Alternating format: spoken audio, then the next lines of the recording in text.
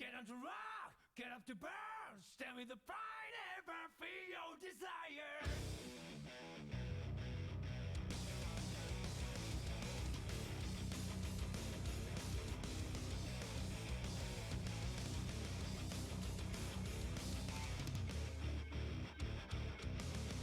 One day I noticed that my life was broken. It was not me who was controlling this body. Oh, I want to know what's really real to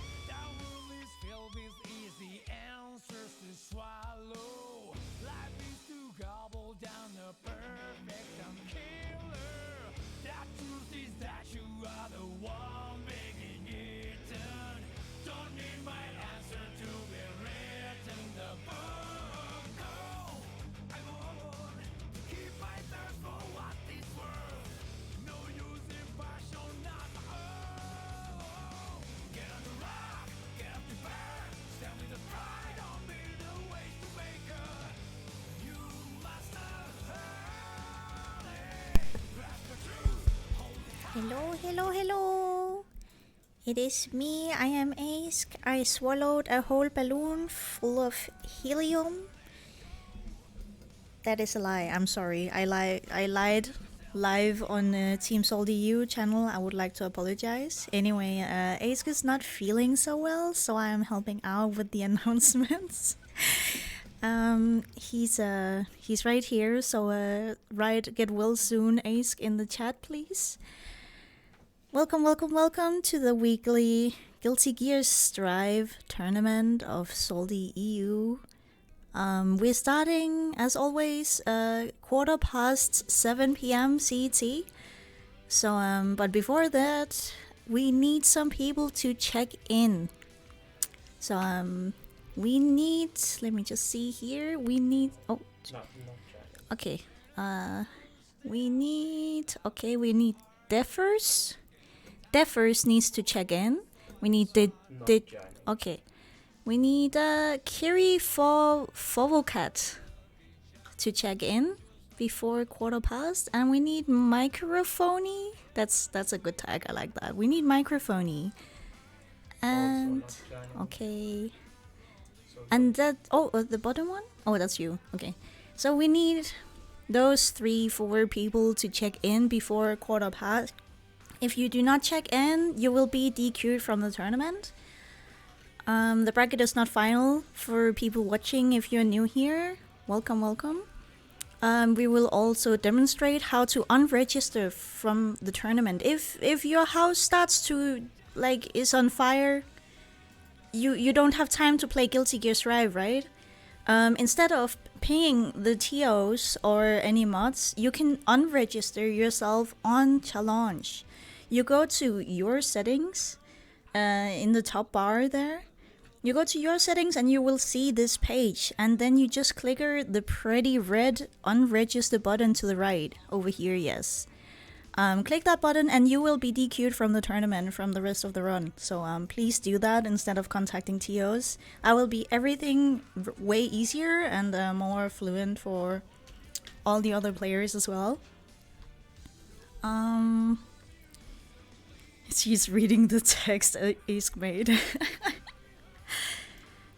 Yeah, so hello, did you, Fovocat, did you, remember to check in? Should we shout out another one? Should we shout out them again? Ace is still on stream, production duty, so he's right here. His voice is just you don't want to hear him speak. The poor man. His throat is beat up. Okay, Defers, we still need Defers. And we need Fovocat. I see you in chat, Happy Fovocat. You need to check in. Give me Ace ASMR. No, leave him alone. He needs healing. You can listen to him on Friday when there's Dragon Ball FighterZ probably. Until then, you'll have to do with me and the commentators in a moment. It says you already did. Well, you're here, so we'll just check you in. Thank you for showing yourself. Anyway, yeah, we need some people to check in. You have 2 minutes left. We'll finalize the bracket in 2 minutes, and after we finalize the bracket, that will go we'll use another minute to mark some stream matches before starting the tournament. And I don't know what to say. Maybe the Maturino, we have a whole other minute. Defers, are you there? Or else you will be DQ'd. Oh yeah, the Maturino. Let's go to the Maturino. For you guys who don't know Maturino, it is a wonderful site where you can crowdfund whatever tournament you're hosting. The prize pool can be crowdfunded, and not only that, you can also go to the link. If you type out !Maturino or !Donate, you will go to the Salty Strive Maturino page, where you just have to log in with whatever social media you have and click the claim code button. If we claim all codes, usually our lovely viewers do stuff. And maybe you will get to hear Ace if we get all maybe you will hear a rusty ass thank you if we get to claim all the codes. It's free of charge. It's literally just another account you have to make with your social media. That's all. That's the price you have to pay for, like, I think 25 cents or something. Straight to the prize pool, no charge of you. Just a few clicks on your computer. Okay, it's 15 past 7, so we will finalize the bracket. And everyone who hasn't checked in will unfortunately be DQ'd. But you know, if you didn't make it this time, there's always next week. So every Monday we host these tournaments. He's just dying, let's go. Death in the back. Leave him alone. He's trying very hard.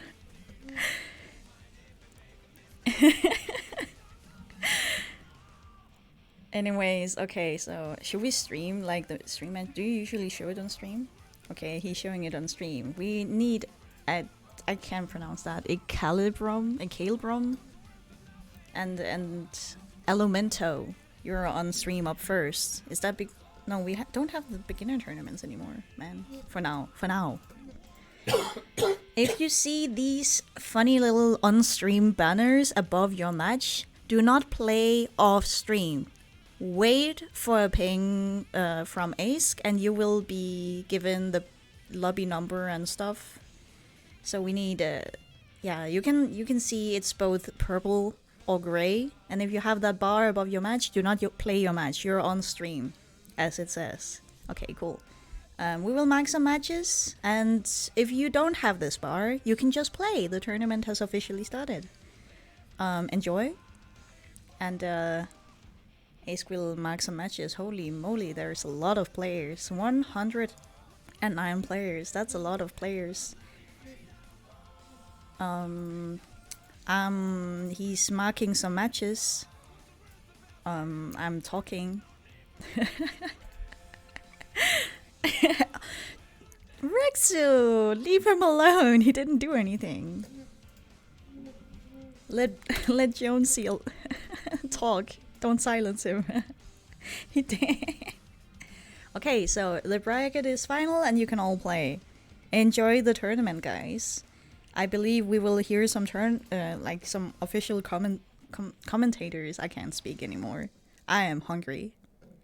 So, commentators is up here. Here's Just Play and Cert. Bye bye, everyone. Hello? Hello. Hey, hello everyone. I am Just Play. I am joined by Cert, and welcome to this new SaltyEU Strive Weekly. Yeah, what's going on, everyone? It's a pleasure to be here. It's been a very long time since I've been on the SaltyEU, especially for Strive, but Just Play. The amount of players that we've got in this bracket is absolutely sensational. Huge turnout tonight, and already a huge contribution to the match arena so far. Thank you all so much for being here and just contributing to the scene. And I have to say, it looks like we have some massive killers in the bracket tonight, right? Yeah, I have not actually looked at the bracket, but yeah, I did like hear stream mention like the number like 109, and I did not expect it to go as high, because I don't know if it's like less or about as much or even more than the end of the year edition, which was like 2 editions ago, the last one I commentated, which yeah, it was kind of, you know, it was kind of a special one, so of course we would have like more players. It was an incredibly stacked bracket. I did not expect it to be to have another one like this so soon, but what, I'm here for it. I have nothing to complain about. Neither do I. It just means that we have got more people fighting for qualification, of course, to the Wanted series, as well as triumphing once again over the weekly. With so many players there, I mean, to be able to say you took the W in a bracket like this is huge. I mean, I'm just taking a look at it right now. The bracket we've got, of course, our first stream match of Ecalebrum versus Alumento. In winners round 1. Plenty of stream matches after that. Don't forget as well, as you instructed before we joined you, make sure that if you are a stream match, you don't play off stream, because we are doing the stream matches to keep the pace of the stream nice. I see Acnologia. I see so many players that you see regularly in the SaltyEU's Just Play. And I think when we get towards this top 8, we're going to have a lot of fierce competition as per usual. Oh. Yeah, top 8 might look pretty insane here. Might also have some upsets on the way. But yeah, for now, like you said, wait, SK is typing. I think I already right. Ecalebrum versus Alumento. I might have to ask them exactly how it's pronounced, because I'm not exactly sure. Yeah, we'll have to. I'm gonna ask them. Because that's, of course, SaltyEU does have the Stream Matches channel, so it's very easy to see that information. Looks like everyone else in the meantime is matchmaking quite nicely. I mean, it's a massive winners round 1, and we'll have to see if there's any upsets early on, because this bracket does have fairly good stackness to it. But speaking of the players that we're already dealing with, Ecalebrum, for example, you were mentioning that year-end Strive special that went on for the end of 2022. 13th place for Ecalebrum in that tournament. Equal placing with players like Acnologia, Akarian. Very, very stacked player, evidently, and fighting through a bracket like that. Looks like the underdog here could be Alumento in that regard. I see. This is my first time. This is my first time watching these two play. So for me, it will be a discovery. All I can say is, yeah, like we just looking forward to it. For now, we're just while waiting for them. I think Alumento is the one already in the room waiting right now. So we're just waiting for the other one. Guess we'll have to wait and see. But don't forget, of course, guys, while we're waiting, if you can be generous and spend about 30 seconds of your time to contribute to the prize pool by doing !donate, you will be able to bring up a link to the match arena or !match arena as well. Both work. We've got 17 codes left, and we haven't even played the first match of winners round 1. You guys are incredible. I love that. 17 left. We're not even out of winners round 1. I think with that rate, we could get them all used up before we even get onto the next round. And with $23 already in the pot, I'd love to see that number continue to grow. So thank you for your support, guys. Much appreciated. Yeah, thanks. Guess people just wanted to be extra active in 2023, both in terms of like player participation and spectator participation. Okay, so we're still waiting for our second player. And I'm gonna get like confirmation on the pronunciation of that, but Ecalebrum. Oh, actually, they are getting started right now. Before I could get an answer. But all right, we're gonna into it. So Jacko versus Baiken. Not a matchup I think I've seen before, but. Jacko, of course, the absolute set play demon of Strive with the minions against Baiken. Pretty unique matchup, I have to agree with you there, but Tatami from Baiken, of course, a very strong way of advancing forward, trying to get through the Jacko pressure. It's going to be a testament of who can get the first hit here, because after that, it can absolutely snowball either way as we launch into it. Yeah, and Jacko also doesn't have the best defense, and Baiken has like pretty monstrous offense, so... Yeah, first hit is gonna mean pretty much everything here. So burst is gonna be especially important resist. Oh, already a throw from Jacko. Oh, got throw loops. That's cool. Another throw, but it makes sense as well. Alumento has to hold this because Ecalebrum can bring so much mental pressure just by having the minions there. They're all in the background. The snowball is there. Very good air throw to catch the Baiken trying to escape in the corner already, where Jacko loves to be best. Very good interrupt from the Baiken, who will then go for the Tatami, but it's still not enough. The interrupt from Ecalebrum takes the first round there, and that was the very aggressive snowball pressure I just spoke of from Jacko coming out to play. Yeah, all right. So now Alumento is still getting started. Oh yeah, big 2D.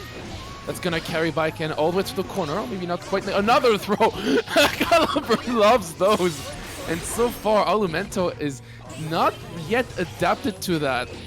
Oh, pretty good. All right, okay, uses the burst, kind of forced to here. Big gun, another 2D. You really have to watch out for that. It's such like a big, scary move, but it is pretty unsafe if you can just make it whiff. Easier said than done, but it's kind of, you just kind of have to really pay attention to it. So far, pretty strong start from Ecalebrum. with the Jacko. But yeah, we are playing FT3 for a reason. Adaptation is key. It's something we value. So we'll see what Alumento can bring to the table next game. Yeah, absolutely. Defensive adaptations are going to be what's required to kind of bring Ecalebrum back into this set. Alumento, of course, exerting the mental pressure of having the minions out on the screen, ready to kind of keep them in that endless block string potential if you're not careful. Already going back to the corner right now as Ecalebrum gets the pressure set up, but a very good interrupt from Alumento. But the burst is there from Ecalebrum, who will not allow the escape just yet. Burst baited, fantastic movement right now. There's the backlash into the offense, and here comes the 50% with the tension. That might be dead. Okay, not quite. Not quite. But it's that Japanese guts, you see. Okay. Yeah, more pressure though because we get that hard knockdown. And yeah, I like the defense towards the beginning of the round from Alumento, but this time it didn't quite pay off. All right, getting started here. Yeah, Kabari Ender, and that gets Baiken some good offense there. But a good challenge there from Ecalebrum. Oh yeah, Jace. Very notable move. Ooh, this is gonna hurt. Oh, we got a combo. Nice combo there. We'll be able to keep it going. The tether is there as well, but then here comes the BRC. Jacko escaping right now as Ecalebrum dives back in. Doesn't have a burst to work with yet on either side, so this is going to be pure offensive pressure to decide the round. It could be enough to get another point on the board for Ecalebrum, but right now Alumento is darting around. He gets caught on the ground. Should be stuck in the corner once again. The dust is there, and with the wall break, it's a pixel in it. Victolin is so okay, so it's gonna be that matter of the last hit, and Ecalebrum taking another game. Even though you could see Alumento starting to really fight back. I hope this continues in the next game. Would be cool to have a close set, but Ecalebrum looking pretty dominant here. Yeah, I'm inclined to agree, unfortunately, but I did see more signs of life from Alumento there, the Red RCs as well, the FD as well, trying to just push forward a little bit and put the pressure on, but it still wasn't enough. The Jacko was just holding out quite nicely in the end from Ecalebrum, and right now, one more point before he advances to win his round 2. All right, first hit from Ecalebrum. Oh, the throws are back. Throws are back. Yeah, overhead setup, breaks the wall, and this is already a pretty good start. Okay, good challenge, forces out the burst. It's gonna matter a lot in the long run, even if he loses this round. But yeah, Ecalebrum now, distant pressure, and still has 1 bar of meter. Uses it to bait the burst. Ah, that was an unfortunate hero burst attempt, but yeah. Fantastic work there from Ecalebrum to just hold out firm, because we may talk about the offensive pressure that's being exerted by that Jacko, but on the defense as well, really being patient and knowing when to take their turn as well as incorporating those baits. The Baiken is stuck in the corner once again with the minions. The risk value is slowly starting to increase. The throw is taken once again and it's able to combo off it. Another hit comes in, another throw, one more pixel before the tournament match could be over. There it is, Ecalebrum.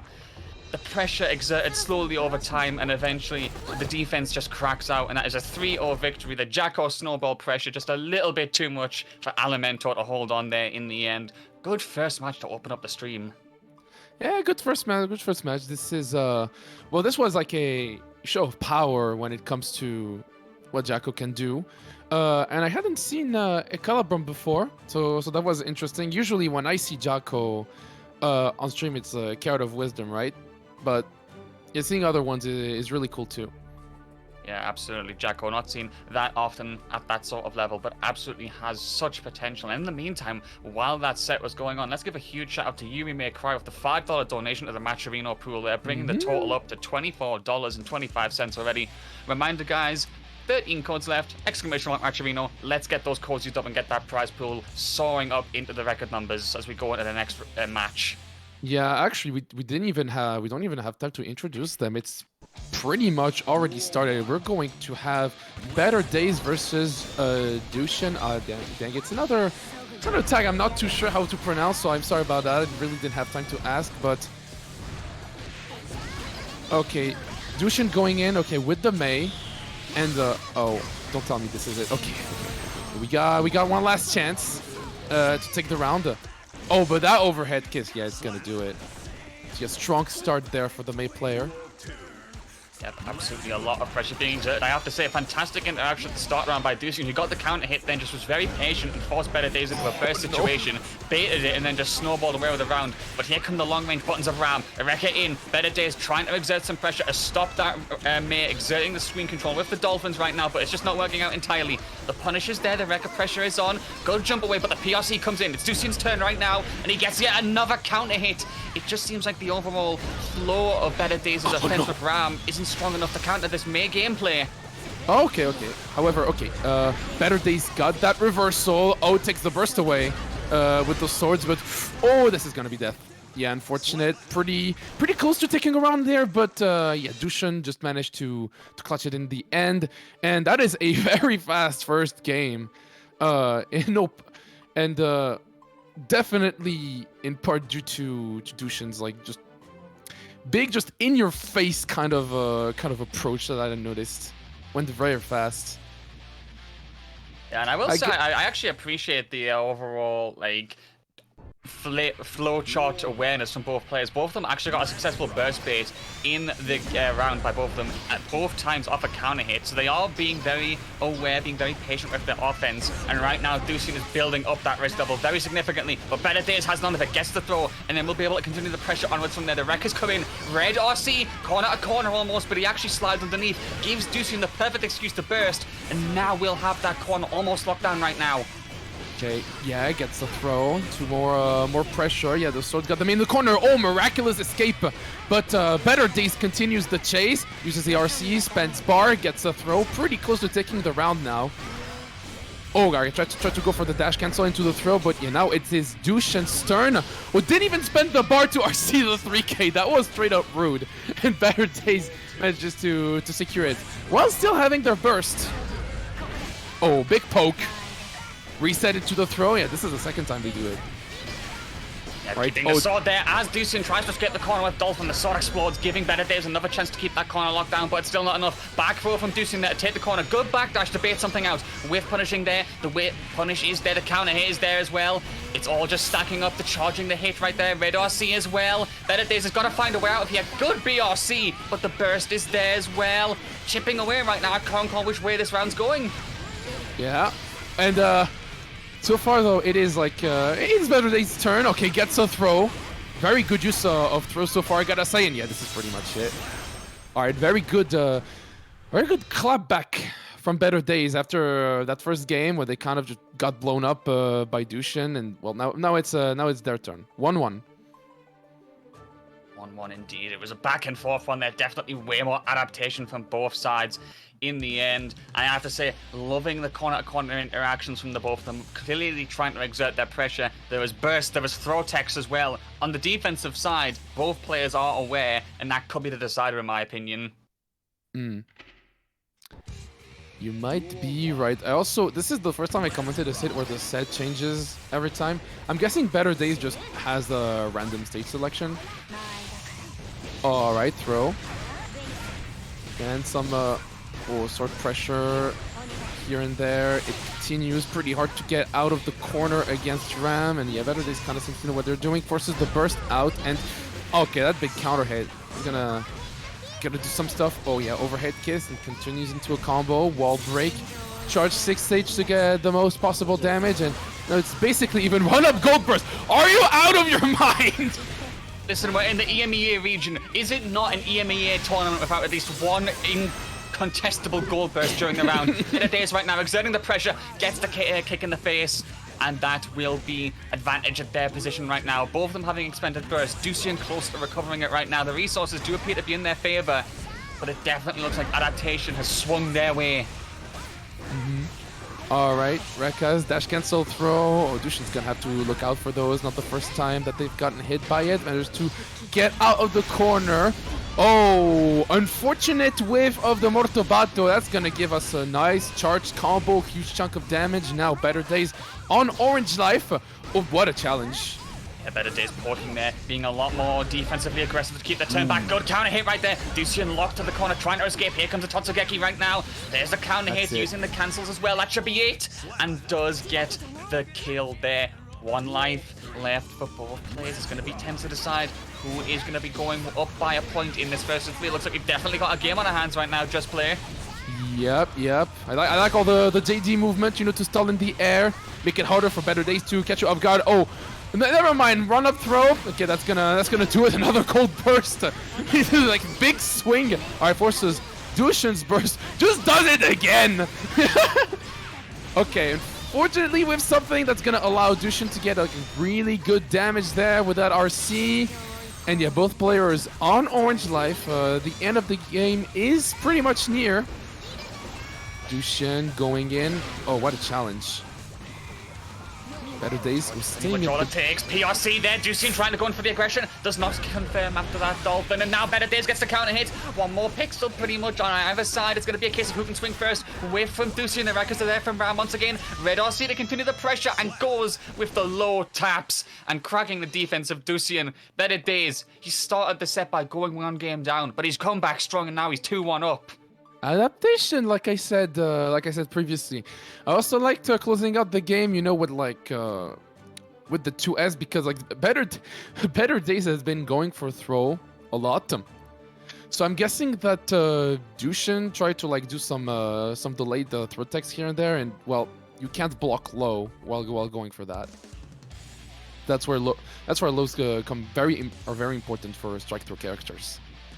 Absolutely, there's so many layers you have to consider, and then if you get caught out like that, especially in a situation where you've got only pixels to work with, even just little low jabs can be enough to decide if you run out of life.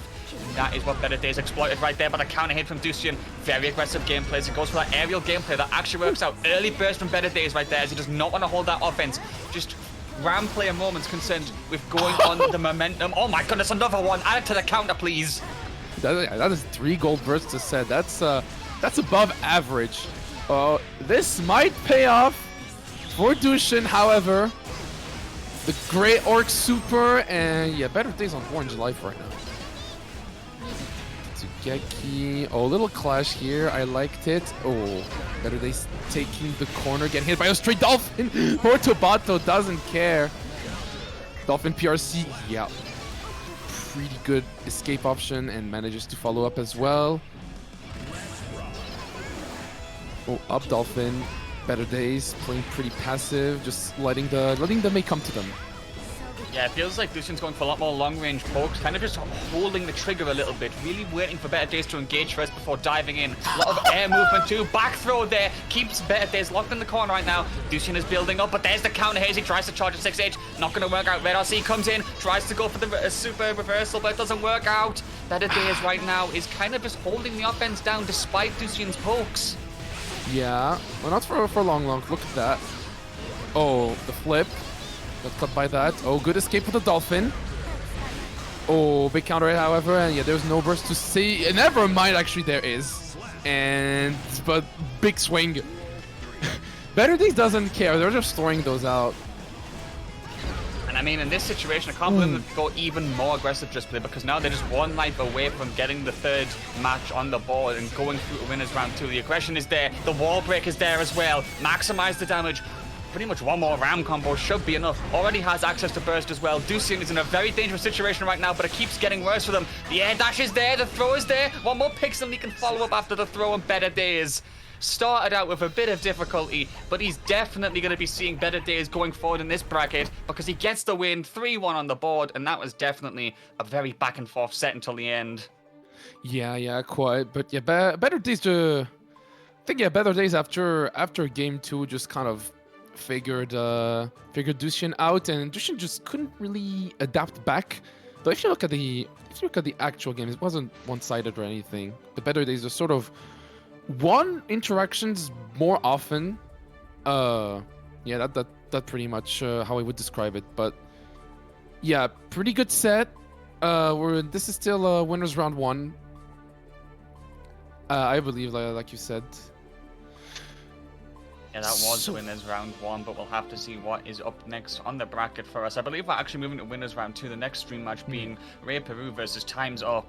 A very good set to take a look at there as we move on to the next stage of the bracket. TimesUp at the year-end Strive tournament, finishing in 49th place versus ReyPeru, who actually was not there, unfortunately.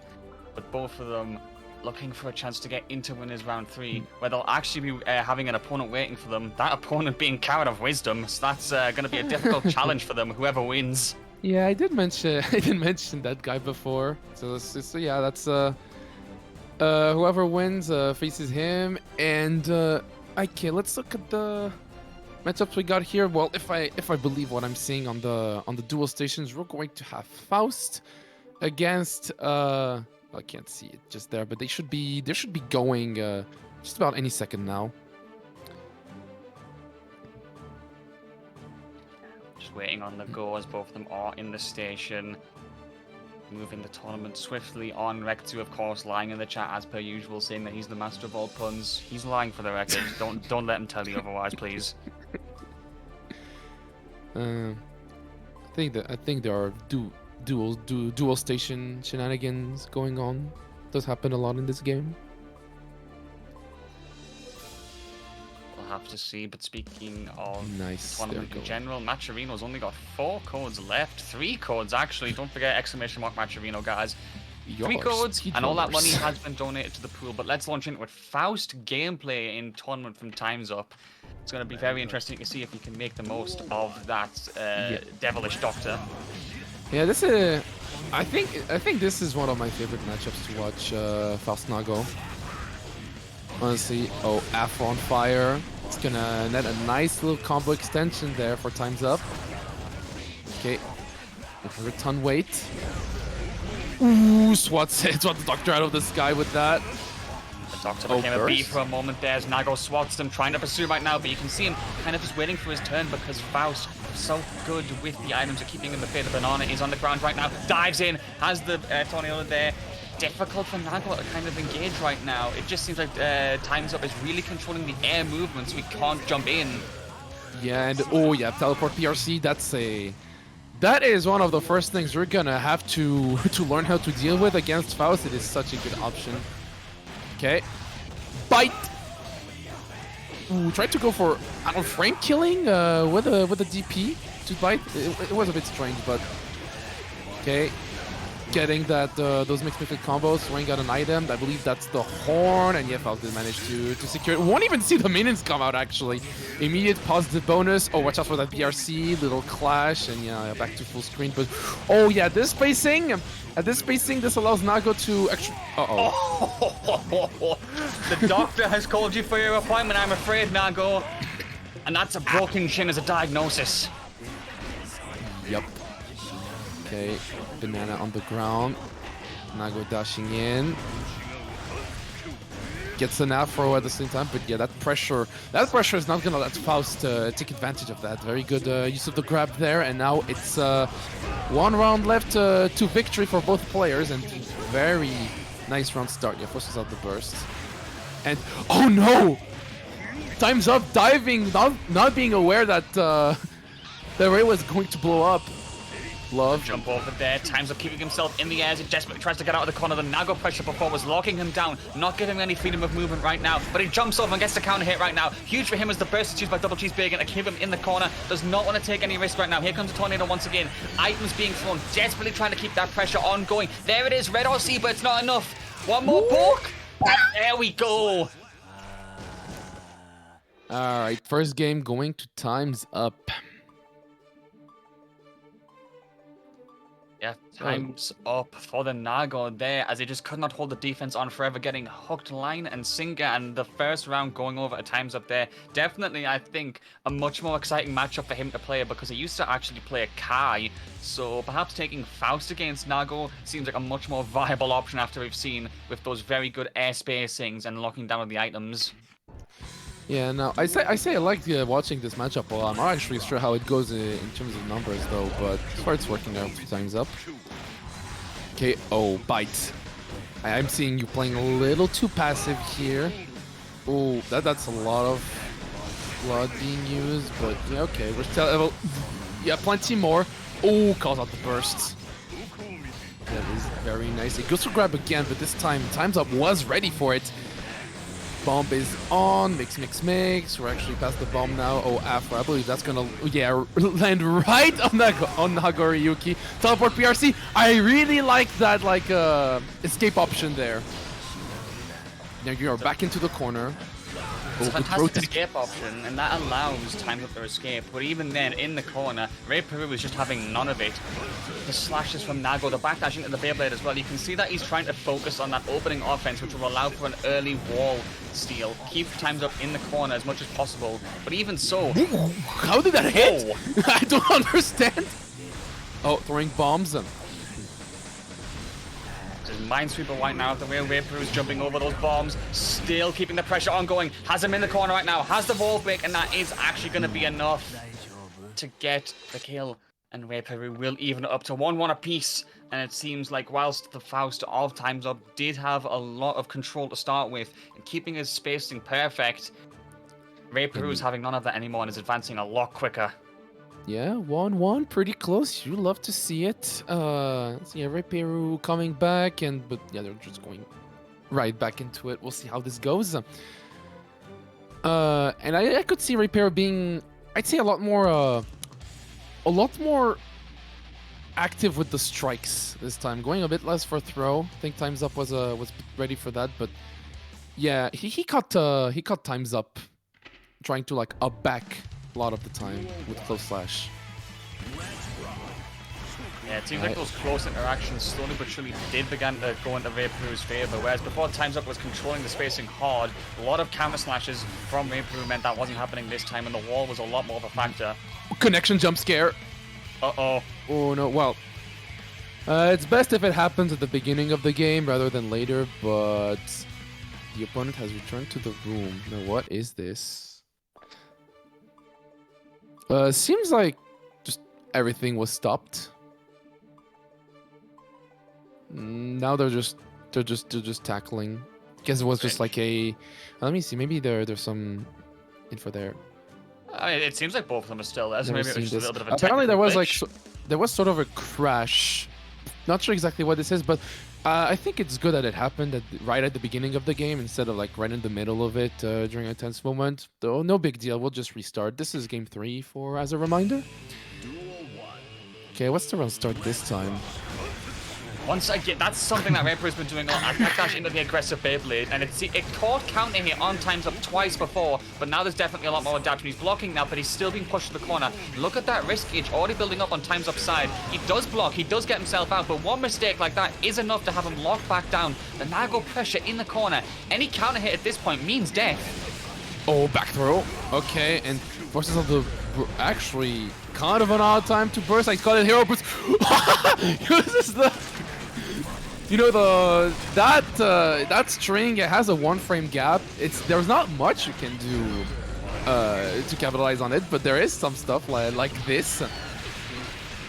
Okay, mini Faust, and this is actually pretty close. The hero burst might actually work out. Oh my god, he actually gets interrupted by the falling 100-ton weight as ReyPeru tries to go for the pressure. TimesUp being saved by the weight of his actions, but it's still not enough. ReyPeru does get the slash. One more life there as we go onwards into game number 3, looking for which player can take the advantage. Tornado in by TimesUp as he tries to go on the aggression. Good backdash on the throw there, reading that nicely. Then the air interruption to keep the pressure going. Bounces the bomb back and forth like it's a volleyball right now. The two of them are dancing back and forth here as now TimesUp keeps the pressure onwards in his favor.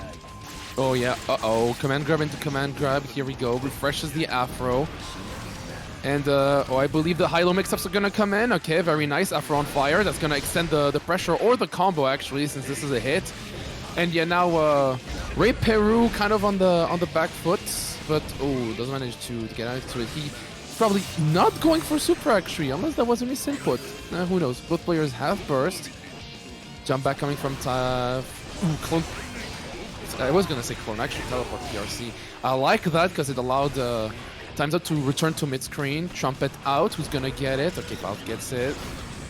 Mini Faust coming in and ReyPeru! ReyPeru fainting, going backwards before just going back into it. Yeah, I will say, I actually do really love ReyPeru's movement there. A lot of backdashing before just going for very, very quick commits, and of course with Nago's range and his ability to move so fast. it's something that you've got to be conscious of, and TimesUp getting caught out by it like that. Those feints, that little neutral movement from him, I love it. Some really good gameplay from him right there. And it looks like he'll be the one going up a point to go into game number 4 here. Yeah, game number 4 could be the last. Who knows? If not ReyPeru, sorry, TimesUp has something to say about it. Different song. Okay, yeah, again with the aggression air throw. Oh man, he tried to go into his head here. Oh, I like the challenge. Very good challenge on the J2K right here. Oh, there we go. This time it actually, the read actually paid off. And big strikes. Yeah, that's gonna end a quick round there for ReyPeru. On set point. The aggression coming back in. Once again in the corner right now. TimesUp very happy to block. Very good counter hit there. But again, against Nago of all people, very quick risk build up. There's so much detriment being in the corner against him, but TimesUp will try to snowball regardless. Once again, catching up the command throw right now. Has him down in the corner. Goes for the airflow, but then gets it back throwed by the Nago there. Oh no, the doctor's appointment is missed. I think he tried to combo the Afro explosion into the. Oh no, that kills. I did not expect to kill that soon, but yeah, Faust is not the most solid character. But he tried to combo the Afro explosion into the super. That would have been genius if it actually worked. But unfortunately, for TimesUp, ReyPeru is just going to take the game and the set. Moving on to round 3. Yeah, a very good set overall there. As we move on, it looks like the majority of winners round 2 has progressed on nicely up at the top of the bracket. Zando is already in winners round 4, taking a 3 over Ratchman. We've got plenty of stream matches queued up, but it looks like the next one is going to be, according to the stream, Sorani versus BlackWraith, I believe. Ooh, okay. I actually know these two somewhat. So Sorani, I already watched her some of her tournament sets. I did commentate 1 or 2, and BlackWraith I haven't quite seen a lot, but the few times I actually participated in these weeklies as a player, BlackWraith actually kicked my ass pretty much. It actually seems like these two are quite closely placed. Sorani finishing at the year-end Strive Weekly 17th, whereas BlackWraith finished 25th. One round and loses separating the pair of them, so this could be a very close set and a very good encounter between the two to decide who stays in the winner's side. And if they play the same characters that I remember, this might be a very interesting match to say the least. Millia versus Eno. We'll see exactly how this goes, but I don't think they switched characters in the meantime. Yeah, we'll have to see as we wait for them to get into the lobby. It does look like they're being called up in the stream match station right now. But Millia versus Eno, yeah, I mean, Millia just obviously cannot even go without mentioning her just constant mix-up ability. You may say that each of her combos may not have the best damage, but once you get put in that blender, I mean, good luck, you know? Yeah, something can be said about the other girl. We'll see. It's just that it's just kind of structured differently, even though they have like the same game plan. Like on paper, it's like, oh, move around, get a knockdown, set play them to death. But Millia focuses on lockdown with the disc and a lot of left-right, some high-low as well, but a lot of left-right. While Eno is kind of pure high-low and just kind of flies at you to do it. Yeah, I mean, Eno does love to kind of just fly at you, dash, being able to be jump cancelled as well. Just a lot more incorporation of that high-low, as you said, but Millia, of course, in the most recent patch, having it so that with a table fall, she can go to the other side, even in the corner. So that blender that was already present in the corner now becomes even more present. You could kind of feint the wall splat, could just use tandem top as well. Whoever gets the blender going first between both of them, it's going to be, at that point, a test of defense, and I want to see which of them gets the chance to offer their snowball gameplay first. Yeah, this might be a one-hit matchup pretty much, but we'll see. Again, it's like you're probably not getting out of the blender, but there's still that chance, and of course burst being a thing means that in a lot of rounds you're gonna have to touch them at least twice. They should be going anytime soon now. Yeah, that's right. And yeah, we're gonna see Millia Eno. Would be very funny if we, talked about the matchup before and they decided to pick different characters, but yeah, it didn't happen this time. Yeah, miraculously, the commentator's curse didn't make things worse for ourselves. As we launch into it, Sorani being the one to get the first counter hit there, but BlackWraith fires back immediately. Counter hit. Here comes Eno in the corner right now, but a good counter hit from Sorani as she keeps the pressure going. Crosses up there, and now here comes the tandem top with the dashes as well. Has the corner going nicely already. Wall splat almost there. The reset. Here comes the pressure. It's so fast. Blinking, you'll miss it. Feints it out, crosses up using that fact that you can cross over now using Turbo Fall, gets the combo, and of course will use the tension gauge to get that kill. That's what I mean, that changed in the most recent patch to be able to go towards the corner as well. Highly potent for reset potential on the wall splash. Yes, indeed. Yeah, not only wall splat, wall slump actually, and good on Sorani for, actually doing the combo that sets it up. Wall slump is very important for both of these characters. They're not characters that generally favor going back to neutral. And, okay, actually a round was taken before I could even finish that. Okay, one difference between these two also is that Eno generally deals way more damage than Millia. And also Millia has paper bones. So, mystics are going to be especially costly for her. Yeah, that moon mix, there we go. Mix comes in, RC as well. Double dash there, very good from Sorani as she keeps the pressure going. Here comes another wall slump. Actually continues the combo, excuse me, and then the throw as well. It's just, this is what I mean, blinking you'll miss it. Genuinely good luck keeping up. Yeah, she just has this whole album of options, and she like flips a random page and like takes out what she finds, and it's working. It's very much working. She's doing stuff that I haven't seen other Millias do before, so that must be a surprise for BlackWraith too. Yeah, I mean, in some situations, people say that being a fighting game player, you've got to know how to read someone like a book. Millia players are the book. Like, they will read you to your face and still do a mix-up like that anyway, without giving you any chance to blink. We go back into it as BlackWraith, a game down. We'll see if they can bring some equalization as the two snowball masters of Strive continue onwards. All right. Here we go. Like the little poke with 5p. Okay. Sorani going in. Oh, yep, that's gonna set up. It's pretty nice. Okay, late overhead. Crosses up. More. Okay. Oh no, gets caught by the disc and with the PRC. That's going to be corner to corner, and the end of the round as well. And so Sorani just doesn't let go, and she has the burst for this second round. So yeah, even if she gets such a few times, she's probably, she might carry it all the way. Oh, just to go back, pretty good challenge there from BlackWraith. Oh, first from Sorani is actually not going to work out. BlackWraith getting the counter there. Has the corner worked out as well? Projectiles as well. Keeping the lockdown as much as possible. PRC comes out right now. Desperately does not want to give Sorani any leverage to get out of this corner and will be continuing the pressure. There's the wall break as well. One more touch all that takes. BlackWraith has to capitalize on the fact that they've got the resource advantage, and there we go. Does actually catch Sorani in the air. She tries to escape. One life apiece right now. With BlackWraith almost ready with their burst again. Yeah, alright. More disc action. He doesn't want any of that. Pretty good use of the burst, I'd say. Okay, tries to goes back to the ground, and yeah, the BlackWraith was pretty dang ready for it. This is another neutral. You can see Sorani moving around. BlackWraith trying to find an opportunity. Oh, he has Millia cornered right there. This is pretty bad for Sorani. We're probably going to go into this reset with the note.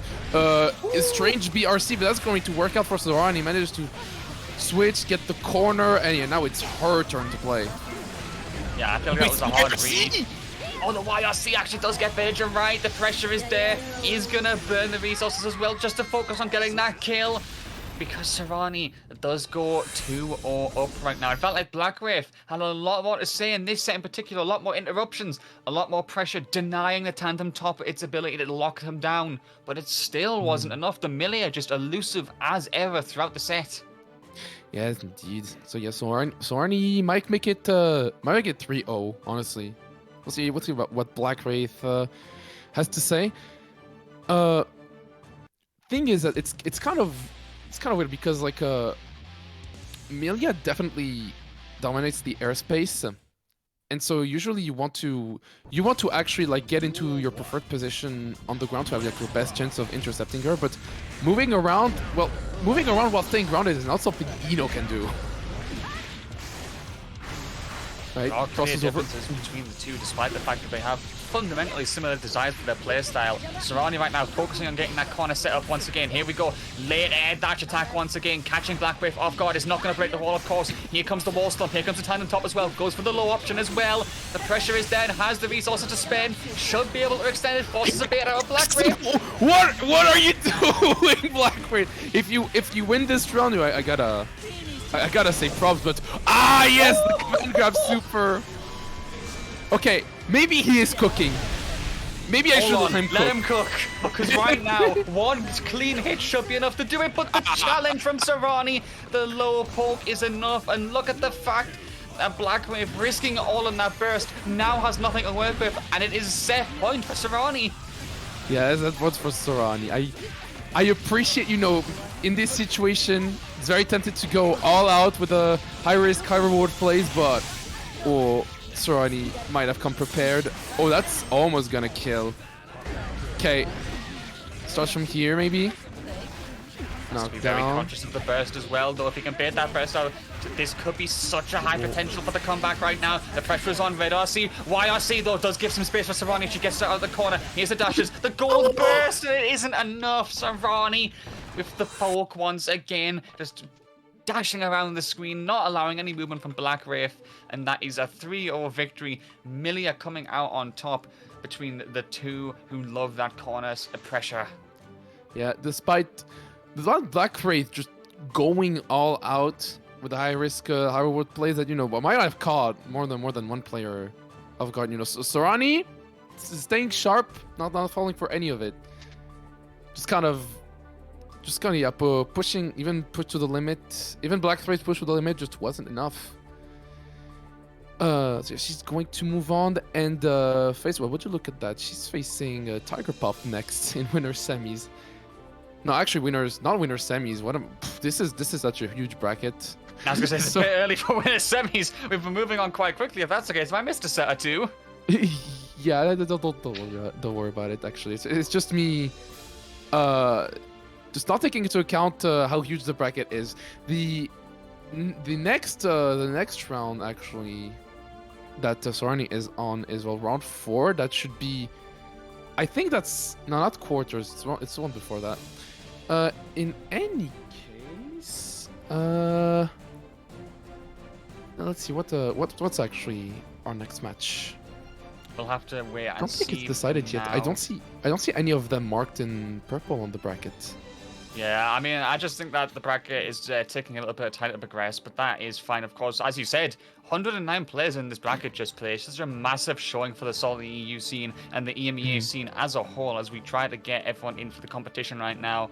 And of course, they are all battling, for that cash prize. You can check that out at Matcherino, !Matcherino in the chat. We've got all the codes used up, guys.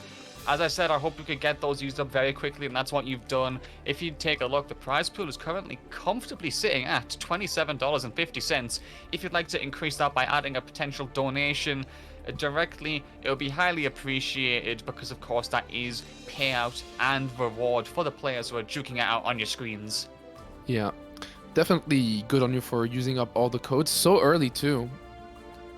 Like in many tournaments I commentated, they wouldn't be used up until the very end. But yeah, here you are numerous and active. That is very good of you.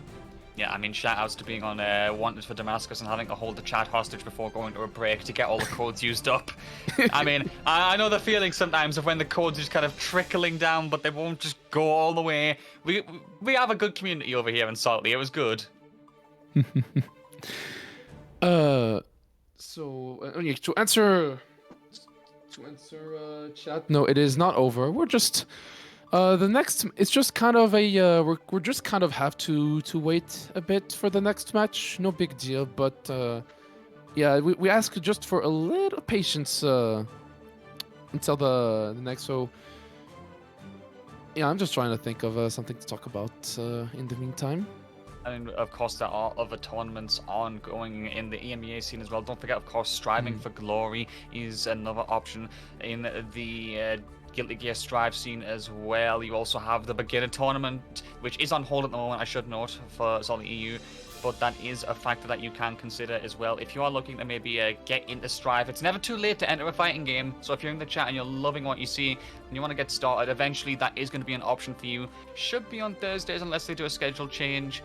But yeah, Ice and the Salty team have constantly been providing for the Strive scene for over a year now. And I think the turnout that we're getting here is a reflection of that. But make sure you're supporting of members of the EMEA scene as well. Of course, shout out to the EMEA FGC channel as well, doing their work for Strive as well. Damascus with Wanted, and there's a lot to check out. There's a lot to check out. It's a pretty complete scene, honestly. And like the thing is that, okay, I don't know how it is for like more, I guess for like sub-regions, but even if you look at like country-specific scenes, it can be very complete. Like over here on the French side, so if you're watching, for example, and you live in France, there's actually a lot of stuff going on just like for the French scene, and I'm pretty sure other countries as well have their own activities. So be sure to check out also your local scenes, because those can also provide a lot. And yeah, I mean, the French scene in particular is one that I admire because of just how active they are. Got so many active and highly, resourceful TOs who are working. And of course, don't forget the fact that the mix-up this year has already been announced its dates in April in Lyon. Make sure that you're attending that. I mean, we all saw that fantastic triumph that Zando had in Strive there. It's a fantastic tournament, a fantastic gathering for Strive players, and many other fighting games alike. The main game lineup has already been announced. Make sure that you are ready to book your tickets and have a fantastic time in France this year for that. yes, and well, not only I was there, I was actually part of the staff, and I'm also part of the staff for the upcoming edition. So yeah, I hope I see many of you there for Strive and also other games. There's actually one thing I really like about this upcoming edition is that there's a multi-blood type Lumina. So not the game we're commentating right now, but yeah, shoutouts. Support Melty. Melty is a goated game. I know Rectu's going to be cheering and clapping his hands because he mentioned it. A man like Rectu, the sudden Melty player, and an absolute goat at it, I will say. I've not been able to smoke him yet, but we'll have to see what happens. In the meantime, it does look like we've got the next stream match sorted out. We've actually got vKelvin versus Zato-Van. Oof, Zato-Van on stream. Let's go. That's a big match right here. I've seen both of these before. They don't joke around. So we're gonna see some masterful Zato play coming from Zato-Van. I mean, it's in his tag. Yeah, I mean, if you're that confident in a character that you literally put their name in your tag, I have to admire you for it. But Zato, we've all seen what he can do. Monstrous character, of course, has Eddie as well to work with. There's just so much you have to incorporate constantly on the screen. And Zato-Van, of course, he's taken that mastery almost to the top. He has been unwanted several a time before. So Kelvin may have quite a stacked opponent that's going up against him right now. And we're gonna see. Okay, Millia. So this is a lore heavy matchup right here. Duel 1. Okay, Millia team playing 2, Stencil 3, and okay, ooh, just barely goes over the frog. That is a terrifying anti-air. Gets a character who likes to stay in the air. A lot of air backlashes in particular from Kelvin, desperately trying to avoid the frogs and just the large spawn of eddies that Zato-Van is incorporating right now. Very good pressure, then uses the tandem top as well, catches him with the low. Here comes yet another tandem top, gets the low, forces Zato-Van into a burst situation right now. Wolf burst used, PRC comes out, but still a counter from Zato-Van as Eddie advances forward. Kelvin desperately trying to find a way out, but the counter hit as Zato-Van falls down right now. It was a very strong start for Kelvin, but the momentum, is slipping out of his favor. Yeah. Oh, good escape there from the corner. Oh no, Zato-Van making sure that Kelvin doesn't get out of that, and yeah, that's good. That's going to be hit. That's what's going to secure the combo needed to kill. Zato-Van up around. Oh, the just block into the back throw. Now that is defense. And I also like the unsummon Eddie to regenerate the gauge as fast as possible. Yeah, now this is such a favorable position for Zato-Van. The only thing he has to worry about right now might be the burst. Never mind, he has it all covered. If you ever want a more potent example of commentator's curse chat, just see that 5-second interaction right there. Has to be worried about the burst. Baits the burst, wins. I wonder if that counts as commentator's curse or blessing. Well, for Zato-Van, absolutely a blessing, but all right, we're not wasting time though. Going right back into that game too. yeah, Probably same Kelvin, though, stage. it was a very good stop for Kelvin. A lot of air backdashing. That obviously the negative factor is a risk there, but it was really doing good to evade the frogs, stopping Zato-Van from getting a lot of full screen control. But right now, it seems like he's stuck in the corner. There's the burst baited out through that string, and the wall break as well. Positive bonus for Zato, who is already snowballing forward. Red RC to close the distance. The frog is there to keep him in check, but Kelvin finally finds a way out, but he gets counter hit, isn't able to close the distance fast enough. PRC is there. There's just no escape right now, Just Player. Yeah, no, not for this round. We'll see. We'll see about it next next round. If vKelvin is lucky, he also get back his burst. There's some nice just blocking there as well. Oh, 6P. Okay, Eddie not quite back into play yet, but okay, here we are. Oh, yeah, that's what vKelvin needs to start something right here. Okay, stays at the distance, plays rather passively and pays off. Now he has Zato in the corner with not the best defense and not too many resources. It took like 3 overhead attempts from Kelvin there to correct Zato-Van's defense. Burst is still a factor as well, so we can go back on the offensive right now. That's exactly what it does. A just block from Kelvin there, but still not enough. Into the corner we go. Of course, going to do that to replenish Eddie, but the jump over from Kelvin is very nice there. Does escape. Fantastic movement from him right there. Another just block from Zato-Van, but he can't get any punish. The danger of the negative bonus is there. Oh, Kelvin right now, and Zato-Van will not stop. The pressure is on as he tries to go for the cross-up with Eddie. There it is. Yeah. Again, more action. Oh, corner switch. Goes into the air. Oh, just run up throw. All right, sometimes you gotta present those both options. Fantastic burst bait as well. Yeah, that's Kelvin on the board. Yeah, Kelvin was really holding firm on the defense there. Zato-Van, though, I have to say, the offensive pressure he was exerting and then the defense as well. It took 3 overhead attempts from Kelvin. This is as I thought it would be. Pretty much pulling out all the stops from Kelvin to go on par with this guy right now. Tandem top is there, though. The wall break is there. Will go for the positive bonus. Kelvin will not stop trying to apply that pressure. Catches him in the air. Very good poke. Oh, my goodness. Yeah, and very good pickup as well. And could be over, yeah, with the next interaction. Oh, no. That's a drop and a half right here. But, okay, yeah, Bad Moon. It's going to get the other opening that Kelvin needs in order to close out the game. 1-1. After such like a first game, like you could see Zato-Van really dominating the first game, yeah, Kelvin managed to really come back into it. So that's good. Yeah, and I mean, that's the problem, especially with Zato. If you give like any inch, they'll take a mile back in terms of snowballing with Eddie. So for Kelvin to kind of just stick to what they know, keeping the game plan tight, some very quick movement as well to evade the frogs. I'm loving the adaptation, and 1-1 right now. It's still early days in the set, but we'll see if they can keep that up. Yeah. Starting off with some maybe pressure. Corner area. Oh, corner switch with the burst as well. Sometimes just happen. Doesn't feel great when you're on the receiving end of it. And yeah, that's gonna allow Kelvin to get a wall break. Positive. But just block on the trail. That's pretty nice. Okay. Elusive as ever.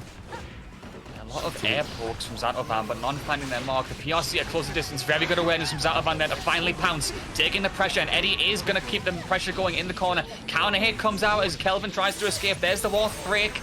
And right now, Zato-Van has got the advantage in their favor. BRC tries to come out. Counter hit as well. But Zato-Van still does have burst to work with. Will they potentially consider saving it right now as we get closer and closer to the corner? Here comes a tandem top right now. Counter hit once again. Ooh, many hits on the Lust Shaker here. Okay, the burst finally forced out of Zato-Van, and that decision is gonna pay off for him very well. He manages to take it. Okay. Alright, yeah, already in the corner. This is looking pretty bad. The burst is soon going to come back to Kelvin, however. And at this point, he probably really needs it. He doesn't have another resource to defend himself against this relentless Zato pressure that's going on. Okay, yeah, the burst. That burst being successful was pretty much vital for Kelvin to stay in this one. Right now, there's not enough tension, there's not enough burst on Zato-Van's side. If Kelvin's going to go on the offense, it needs to be now, but it's not going to be enough. The corner carry, and then the buttons. The perfect Zato-Van will not stop. And he goes 2-1 up. There was just so much going on there, and Kelvin in the end tries he might to be as elusive as Millia can be. It wasn't enough. You're not dodging 2 characters on your screen, Just Play. It's already difficult enough with 1. It's pretty difficult, yeah. Even though they're both relatively slow, you know, they're definitely greater than the sum of their parts. Absolutely, they combine together to make a character overall on the screen with so much presence, and Kelvin will launch right back into it. There's no hesitation. He's going toe-to-toe relatively with Zato-Van so far. He's down right now, but he's not out. We launch into game number 4, and we'll see what happens as Zato-Van continues the pressure. All right. Oh, the trade. Drill to keep Millia away. Okay, forces out the burst immediately. Oh, nice corner switch into the set play. Oh, big counter hit and breaks the wall. One thing with vKelvin is that other Millia players will do like reset upon reset upon reset to like always keep the corner. vKelvin is not afraid to break the wall and use all the meter that comes with it. Okay. Yeah, true. And I have to say, Zato-Van's being perhaps a little bit too liberal with their resources there. That PRC while Kelvin was already in the air meant that they could just double backdash and be out of effective range. There's the throw as well. Kelvin is being a lot more patient in taking his fights with Zato here. And it seems to be working out perfectly. Gets the advantage right now. But burst is still on his side. Counter hit though. Goes in with the quick dive and the tandem top aggression. And he does get the confirm once again. Almost in the corner already. This is difficult for Zato-Van right now to get out of it. Kelvin will not stop the pressure. Just block there though. Don't count Zato-Van's defense out ever. Oh, what a combo here. Not giving up the corner at all. Yeah, that's my corner now, baby. And I'm going to break the wall with Sun Void. And this is going to build so much meter for Zato-Van right here, especially here in the corner. The odd gold burst. But you know what? That might have been a misinput, actually. I wouldn't bother calling it an odd gold burst. Just call it an EMEA gold burst and be done with it. Okay. Oh, Moon mix as well there. There dash as well. The high option is going to be attempted, but Zato-Van blocks again. It's not enough. 1 pixel and a PRC comes in. And it's just not going to be enough. Kelvin's life is too low. And we go to 1 life apiece. Zato-Van looking to get to the next round of the tournament. Kelvin looking to take it to 2-2. Who will triumph in this match? We shall see soon enough. Kelvin weaving back and forth of that threat range. Oh, look at that movement from Kelvin just evading over Zato-Van right now. Comes in once again, gets a clean hit. Will put the pressure on, goes for the low option right there. Here comes the tandem top. You can't block this forever, Zato-Van. There's too many probabilities. As C4 said, 50-50s are destined to hit twice. And actually, half the time, excuse me.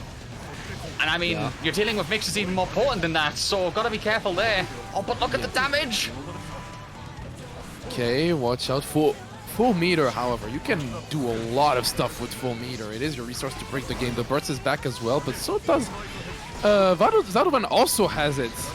We'll see a fight for resources. Okay, Zato-Van with the burst, pretty good use. It actually ended up working. Tense neutral situation between both players. Oh my goodness, has got 50 tension as well. Gets the hit. It.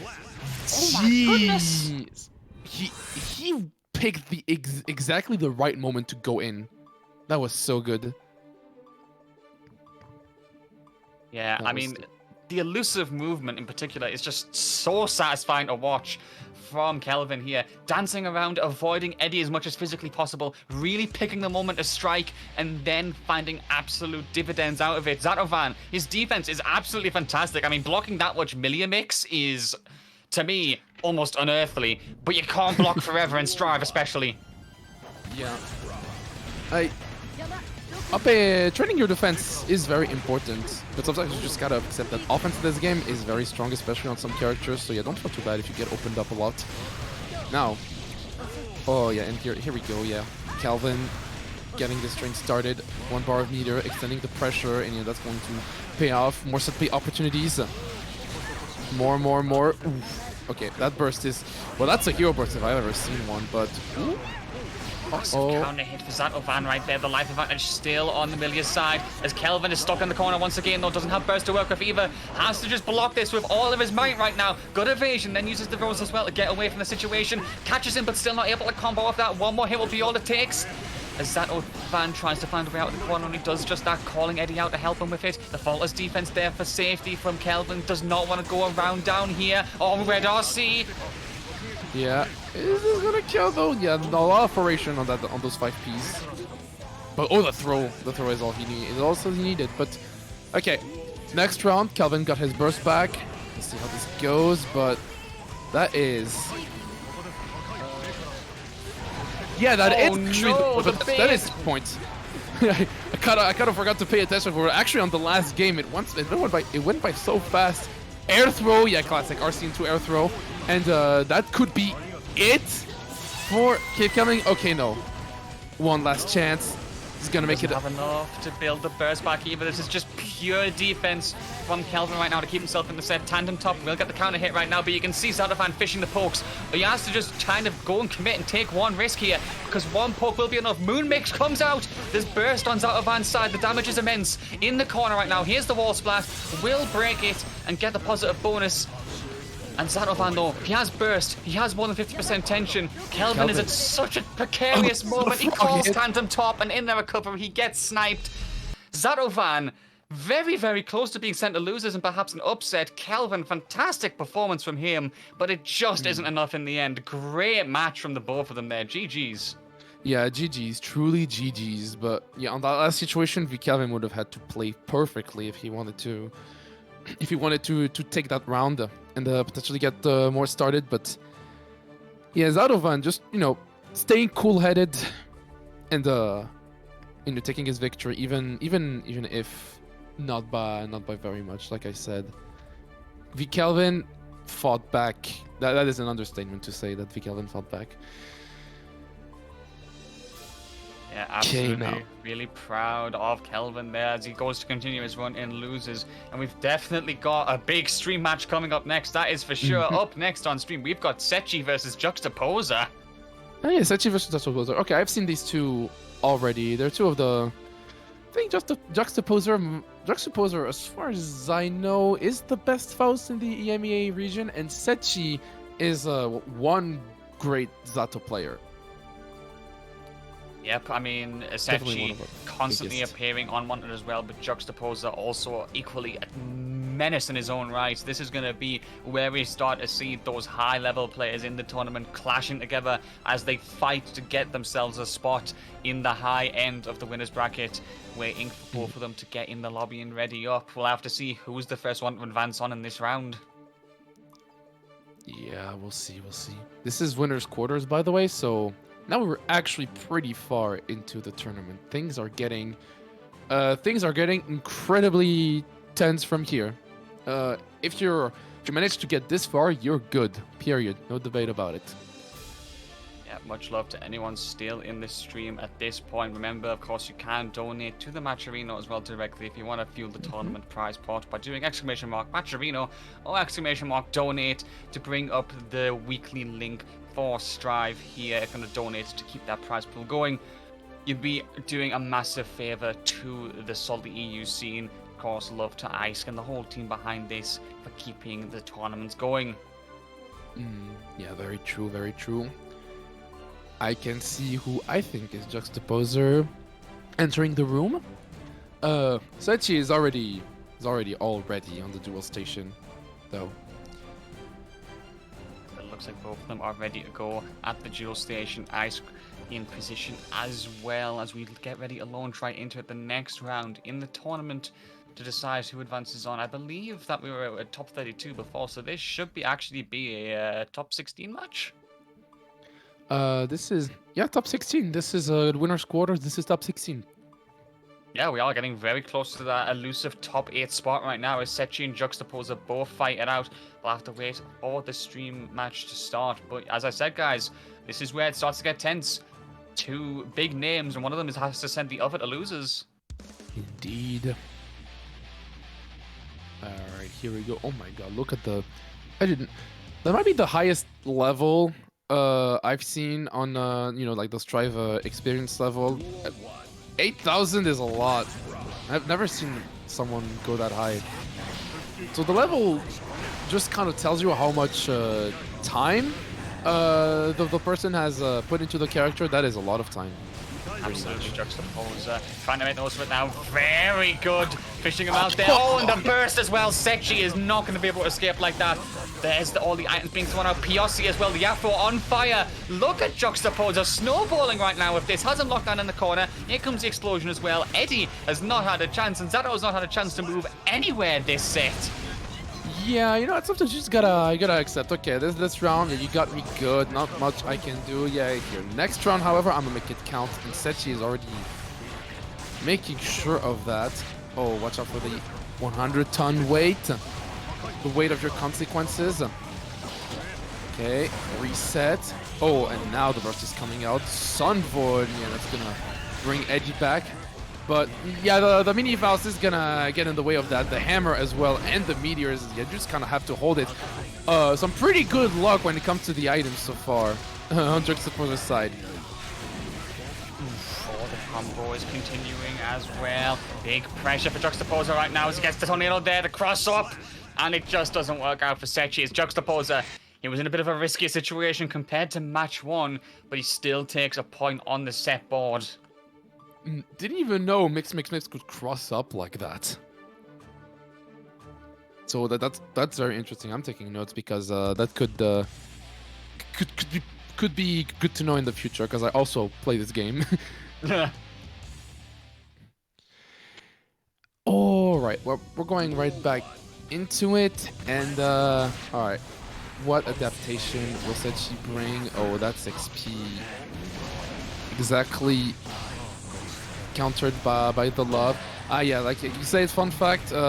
When Faust is the one with the afro and he uses love, so like the head projectile. Yeah, like you say, it's changed. It can explode. It bounces off the ground. And alright, Setchi still looking a lot more comfortable during this game. Eddie summoned, some mix coming in, and that's probably the round right here. There we go. Very quick match 1 there for Setchi, but it really needs to be though, because of course once JuxtAPoser gets those items thrown out, once he gets even a moment to get that Faust gameplay started, the Sharknado coming in for Setchi there, having none of it, JuxtAPoser really relies on having opportunities at the start to really snowball forward, and Setchi shutting that down right now is going to bring him success. He does try to dodge over the items, the Afro is there, and that will be picked up, but Setchi keeps the pressure on, but Faust interrupts. Here comes JuxtAPoser once again, the Afro is on fire. Backdashing that potentially bait out, but it's still not going to be enough. Setchi holding on for dear life. Good Biossi to get out of that situation. Yeah, as you can see. Okay, Setchi. Oh no, you don't kill off of this, do you? Okay, no, not quite yet, but soon enough. Soon enough. One last opportunity. We'll take the game for Setchi. Devilish corner pressure right here. It doesn't stop, just ships him to death. Dang. Clapping and clapping and clapping until the sword is summoned. Setchi will get a point on the board. And now it's 1-1 each. Both of them basically in a first to 2 situation right now as they try and get themselves into that top 8. But yeah, as I said, Setchi shutting down at the round start, making sure JuxtAPoser can't get all those items thrown out, can't get that Faust insanity as the doctor prescribes to get the advantage. If he can keep doing that, I think we'll definitely see a lot more back and forth, a lot more closeness. He has to really temper that Faust's potential. Okay. Okay, round start at a distance. Oh, Zato time. And not quite back yet, but yes, soon enough. The frog is already coming out. You want to get the doctor out of the air. A pretty, very nice answer to the flight stalling. And now, yeah, it's JuxtAPoser in his best position. Gets the wall break with the meteors. Oh, the burst Oh, there. no. Setchi having none of that. The problem is JuxtAPoser just being a little bit too high. Setchi having plenty chance to be aware of that and bait it out. Now the pressure is there. The trumpet is there. And it does look like the JuxtAPoser will get his hands on that first 100-ton weight being thrown out as well. Setchi in a lot of danger right now as the items just keep on coming. Trying to go for the long-range pokes with Eddie. And it is working out. Has to avoid the ton weight though. Yes. Uh-oh. Oh, yeah, he gets caught by the oppose. Okay. Zato time. Oh, that's it. You're done. That combo's just gonna take it. That's going to be, yeah, pretty rough start for JuxtAPoser. Down around and no burst in sight. Oh, okay. With the teleport PRC, however, okay, does manage to get the minions out, and that's going to allow him to take the corner. Setchi planning his escape. Oh, I like the afro getting all like flashy and pink during flight mode. Actually, this is cool. I haven't seen this before. Oh, break the law. Ooh, no, you're not. I'm throwing you into jail. Love. As well, Setchi desperately trying to ride it out, but the counter hit there with the red RC as well. JuxtAPoser being a little bit hesitant because of the fact that burst was there, but he just goes for the kill, and he does get it to 1 apiece in terms of lives. This is going to be the decider for who goes a point up on the board, but we'll just have to see who can be the one to take it. Okay. Right. Oh, what a challenge. Does not allow Zato to get started with the Eddie offense. Okay, here we go. Ooh, yeah, the Scalpel's gonna get through all of the shadows, all the way to Zato. Command grab, there we go. Zato with not much of the burst to fight against that. Where's the burst? No. Oh, he actually gets it anyway. JuxtAPoser just getting him in the wall splat quick enough and then goes for the kill. And it does mean that it's going to go 2-1 up. JuxtAPoser fighting hard against Setchi right now. And that Zato, it did appear he was starting to adapt. It did appear like he was starting to slow that Faust down. But the Doctor was just having a second wind because here he comes, 2-1 up. And potentially one of the first qualifiers to top ace. Yes.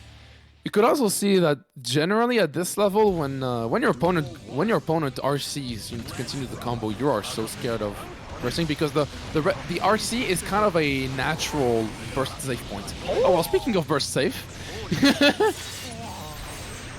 Burst will get blocked, and Setchi will absolutely snowball away of this right now. Here comes Mix, as JuxtAPoser desperately tries to go in and fight back. The burst is still there for Setchi though, and JuxtAPoser is being shut down. Here comes the Scarecrow, PRC to evade. Very good movement from Setchi right there. Loving that from him. Now here comes the offense once again. Should be enough to kill. And there it is already, Setchi running away of that one in particular. Yeah, completely crushed whatever Faust had planned with all that meter that he had built. And okay, Eddie wants to get summoned. Did you see like Eddie just like dodged the scalpel by a hair? That was sick. Listen, we don't question the will of Eddie. Eddie does not follow the rule of going to the doctors. He avoids the appointments. And right now, Setchi will be thanking him for that because it means he breaks the wall once again, has the positive bonus. One more clean hit against JuxtAPoser should be enough right now as he's stuck in the corner. There's no burst. There's no tension just yet. He does get to the 50% threshold now, but it's not going to be enough. Setchi gets the hit. And a Mobus with the perfect as well. Setchi sending a message after he went a match down. Mm-hmm. So yeah, that's going to be... Yeah, actually that is the set. Yeah, I'm pretty sure. Again, oh man, I'm not too good at keeping track of all the games. It's 2-2. It's 2. Okay, it's 2-2 actually. Okay, last game then. Okay, that's good. That's good actually. I like game 5 situations. But yeah, apologies for the lack of game tracking from me today. But yes, sir, you have my back. Got your back, man. Don't worry about it. I mean, I don't blame you if you're not keeping track when you're too busy focused on such intense gameplay as this. Setchi and JuxtAPoser dueling it out. One more game to decide who gets to win his top 8 and who has to duke it out in the losers bracket full of the Shark Tank. We'll see what happens here as both players are ready and launch back into it. And now the game that decides all. Let's go. Okay, good anti-air there with the 2K.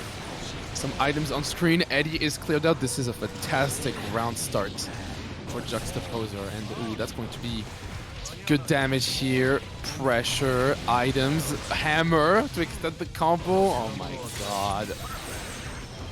Around as quick as it gets, at least for Faust. I love how JuxtAPoser literally said he was being chilling in the chat, and then he just goes and gets an instant perfect like that against Setchi. This guy is in Zen state right now. I love it. The zone. Okay, Setchi fighting back. Ooh, great combo here. To the corner, forces the burst out. Readed Sun Void. Hey, no. I gotta have my little buddy here or it's not fun. Backdash there from JuxtAPoser. Really good movement, but the Frog still catches him. Scarecrow there. PRC for a quick cancel. The offense will pile on thick once again as the faultless defense from Setchi does save him out a little bit. The Frog to interrupt the item throws as once again the Eddie Afro is there. Setchi is actually going to get that air throw. JuxtAPoser stuck in the corner right now. One more clean hit against him.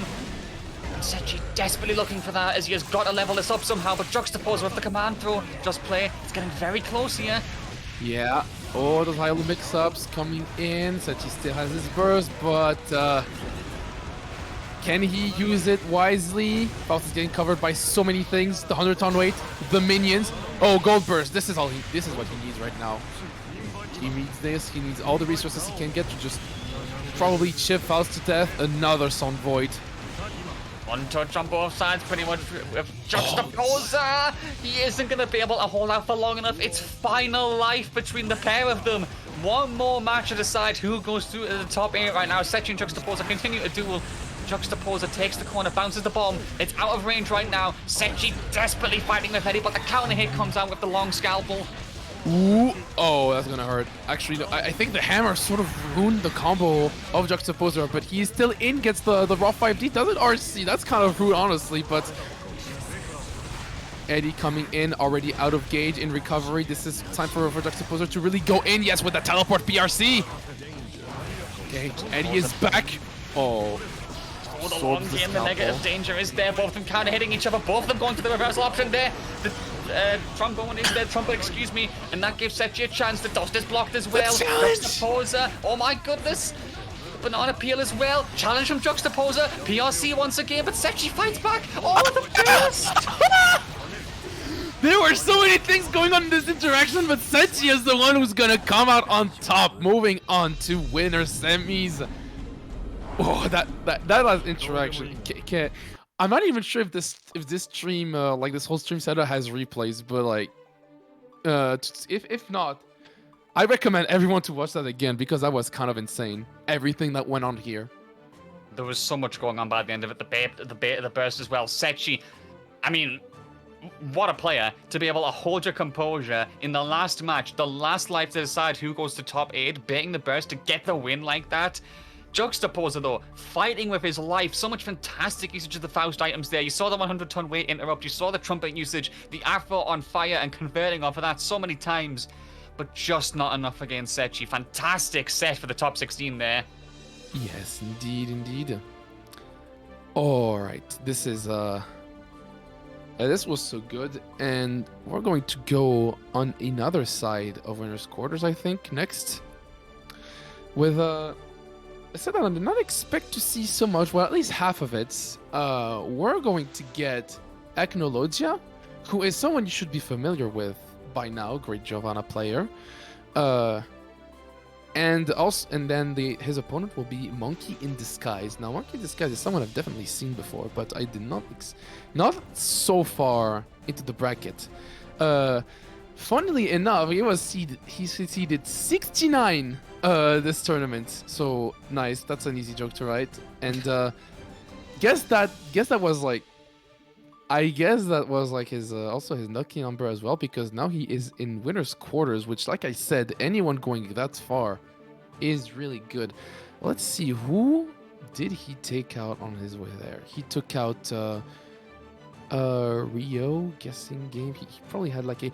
Oh, okay, so something interesting happened is that apparently MZA DQ'd, and that was who MonkeyInDisguise was supposed to fight in round 2, and that just allowed him to basically steal MZA's seed, and he had to fight probably a few solid people to get here. But yeah, Acnologia is now going to be that his next obstacle, a top level obstacle.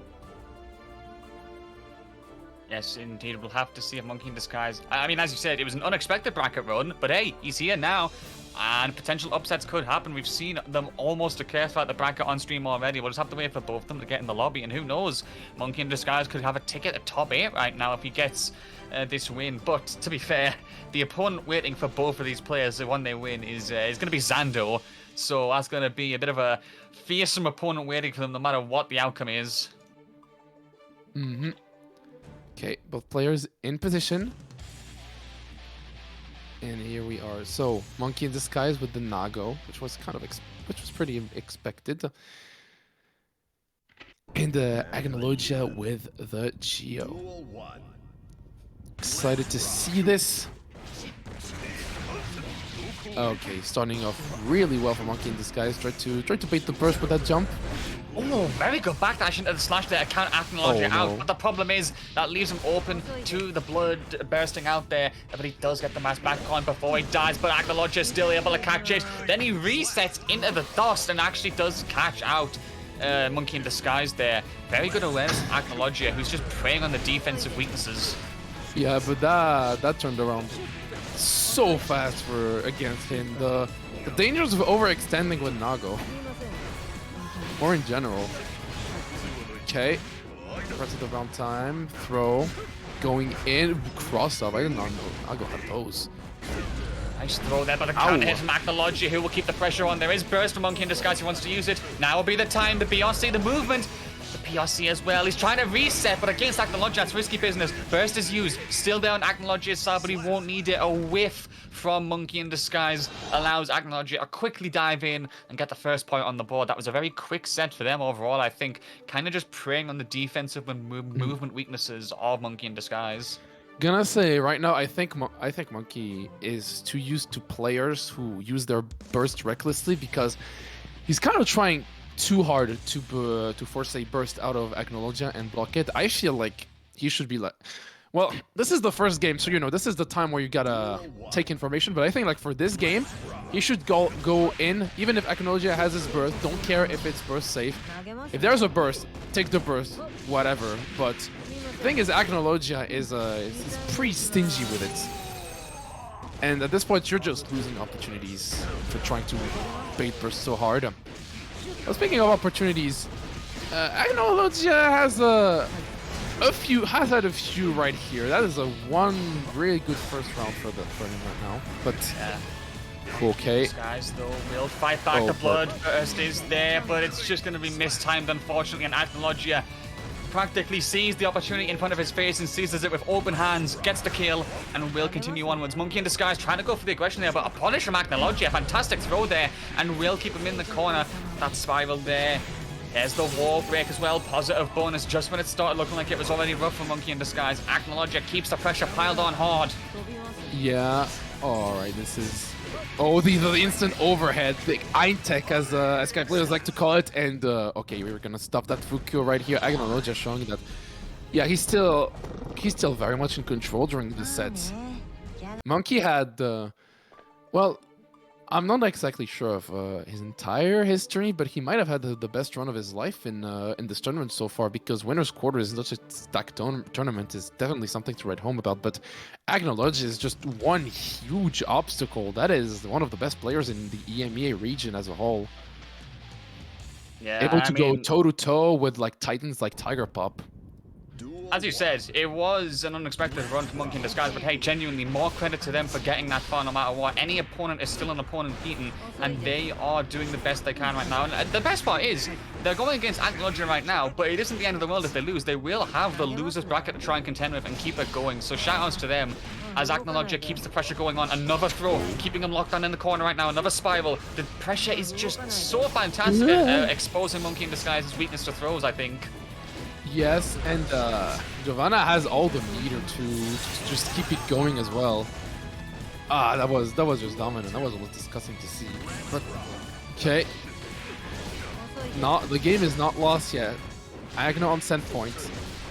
Well, so far it's going really well. Gonna have to force out the burst soon enough, honestly. Oh my god, that's a wall break. Yup. Nago well into the orange life. trying to be pretty careful. Yes, rushes in with the clone. Very good. Catches Agno up backing. Tries to go for the instant over attack himself. Blood kind of accumulating. That was such a dirty cross-up from Acnologia, forcing MonkeyInDisguise to escape from that situation with the burst as well. That's not going to be a factor anymore. Acnologia can play it patiently with the life advantage, but still, any hit from Nago in this sort of situation is risky. The life advantage is still there, but at this point, one clean hit should be all it takes. 1 pixel away, then goes for the fast dust into the dust. Oh my goodness. Blink and you'll miss it. Acnologia taking it there with a 3-0. Very quick set overall. But again, shout outs to MonkeyInDisguise for that bracket run so far. Let's see what you can do on the loser's side. Yo, also shout outs to Gecko Squirrel rating us with a party of 85 viewers. So that's much appreciated. So yeah, Gecko Squirrel, a player we've seen a few times in these weeklies, and also a really good content creator from a region. So you can check his stuff out. So yeah, thanks for the raid. Now, yeah, so remember Acno, for those who've seen him for the first time here, you're definitely gonna see him do more insane stuff in top 8 later. But for now, that's going to be it from us two. The next segment will be handled by 2 of our colleagues. So thanks everyone for watching so far. Thank you, Sert, for commentating with me. And thanks everyone for watching, playing, donating to the match arena, claiming the codes earlier. You were mad early with that. And well, everything, as well as Ace and Isk for hosting these and the stream, even though he is very sick right now. Yeah, I mean, bless Isk's heart for hosting this, despite the fact his voice is shot. Shout outs to him and the Salty team, of course. Thank you so much for having me again for Guilty Gear Strive. But we're going to swap it over real quick. Me and JustPlay have happily been your commentators for the first half of this tournament. Jonesy and Lapsus will take over for the final top 8. Much love to you all, guys, and let's cut to Jonesy and Lapsus right now. Peace out. Yep. All right, everyone, take care. Bye. Okay. Jonesy, are you there? Yo, what is good and one of my monitors turned off, but now I'm all good. I'm all good. We're all live. It's okay. We're live. Nothing broken. What is up, everyone? SaltyEU top 8, number 65. Yes, and we do have a really stacked top 8. You've seen those quarterfinals, and just because those quarterfinals were good, just wait what we have on desk for you. First to come, Tiger Pop versus Setchi, then Zando versus Acnologia. Those are creme of the creme. Yeah, Zando, I'm excited to see how Zando handles this new Geo. Acnologia, Akarian, Arfu, all those good top level Geos putting in the work right now. Yes. And of course, Tiger Setchi. So I guess we're going to find out more about just how bad the matchup is for Zato. Well, yes, pretty much. And also, for if anyone is just kind of curious how losers bracket is coming on, we are really far gone, still nowhere near to get onto those top 8 matches on losers, but there are a couple of prospects that are appearing there. Of course, the players that played on round of 16s, Zato-Van is there, Monkey, Carrot is there, and Juxta, but also appearing there Sorani, PataChu, and Rio. So it's not it's not that bad. I feel bad for Jetstream and Armix. They're having to play losers. That is rough. That is rough to see 2 buddies duke it out. But yeah, it's sick to see Gideon still in the bracket as well. UK ZBI representing. Still alive in the bracket, so that's sick to see. But yeah, who have we got first? Told ya. Tiger versus Setchi. We have Tiger Pop versus Setchi. So let's see how this happy chaos behaves, because if any one of you have seen the Battalion series this past weekend, that was a bloodbath when one whole happy chaos nuked the whole Spanish squad. Yeah, Dyson kind of got turns out, who would have thought, Not me. Nope. Nah, No I one. kind of did have a little bit of faith in the French team. They do. That team was stacked. I Let have alone to agree with Dyson you. as well. That But team yeah, was truly stacked, but wow, the amount of cleaning up that happened. yeah. So we're gonna get Tiger Pop Setchi. Of course, these two have played before in the past. Tends to go in Tiger Pop's favor. Setchi likes to let people know that it is indeed the 7-3 matchup, and the gap is too big.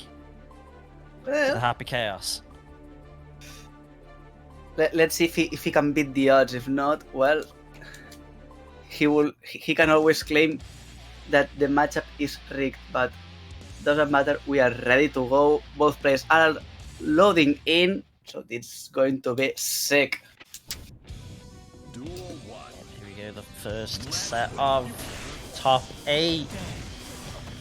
Yeah. Right now it's pretty patient neutral, but the curse is on Setchi, and now it's rough to try and go in and ask. Oh, this pressure roll, that was same side. Oh my days, Tiger Pop bringing out the nasty stuff, game 1. Yes, pretty much early, but now Setchi has Tiger Pop stuck onto that corner. Mix-up is incoming, but Tiger Pop blocking everything that can be thrown at him. Yeah, solid defense right there. Now back to neutral, gonna pop that concentration. Super plus frames the whilst he just tagging. But the backdash might have been enough for Tiger Pop. Avoids the Kermit. The trade allowing Setchi to get the meaty. What a block in the 6k, and what a punish. Yes, beautiful block there, and now Tiger Pop has the advantage. He's putting Setchi back onto that corner. Beautiful whiff on that 5D, and that's going to be more than enough to get that very first game.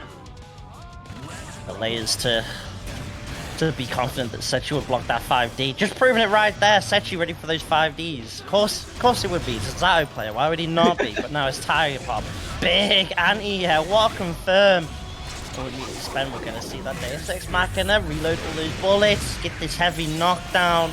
And this is a rough game 1 for Setchi. Gonna have to pull something crazy out the bag. Oh, and a gold burst might just be it. Let's go. That's the start of it, but remember, Setchi still has Curse, which means zoning is ultra effective from Tiger Pop. Pierce is forward, wanting to keep the pressure on Pierce just in case. Curse is out right now, and Setchi has the advantage. No, burst out from Tiger. Still keeping the distance. Gets in the form burst, completely nullified the Eddie pressure. YRC challenges off it, gets the counter hit, that's crazy. But that low life, it was always going to look long for Setchi. As Tiger Pop taking the first game here. Yeah. Didn't lose a round either. Didn't lose a round, and only Pop burst at the very end of that second game, which meant that he didn't feel anywhere pressured at all. Yeah, it's really unfortunate. The one moment that Setchi found the way in with the Eddie, with the Kermit, just when you think we're going to see something in a corner carry combo, the burst just in time for Tiger Pop.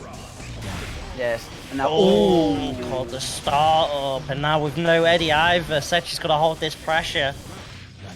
there's the grab from Tiger, now setting up the Oki, and such pressure. Didn't want to go for any super. Once again stuck onto the wall, and now super it is, and that should be a full perfect from Happy and Tiger. Tiger Pop must have at least tried to get the Mario roll and got denied by Chris Pratt. Those Goomba stomps were disgusting. Oh, dash cancel, close slash coming in. Yes, but It's now, not enough. Oh, God, whiff punish. That's, oh my days, VRC mix coming in as well. Tiger pulling out everything, but now stuck in the corner. Nice jump, but Setchi's ready to deny that and keep Tiger locked down in the corner for as long as possible. But the anti-air gets the counter hit. And yes, they're gonna it hold this mix. no, oh no. Oof. PRC is the throw, which keeps him on the offensive, and now Setchi once again stuck onto that corner. Oh, beautiful breaking the low to bait that boost, and now it's time to go on the offense. Coast to coast is real. There's the command grab, and also enough tension to go for any RC shenanigans. Not yet. Now? Yes, now. Yeah, solid stuff.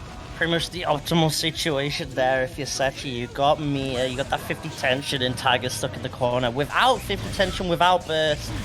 And right now it's going to be a while before Tiger gets some burst back. Nice throw on the 5D, and now this is Setchi's chance. Looking for the mix up, but the air grab from Tiger Pop. You thought Setchi was going to try and get that? No, it's Tiger's turn. And we are going from one side to the other, putting in the bullets, but we empty in the chamber right now. Tiger going to have to manage the rounds just enough. Nice. Yes, Defense from Setchi.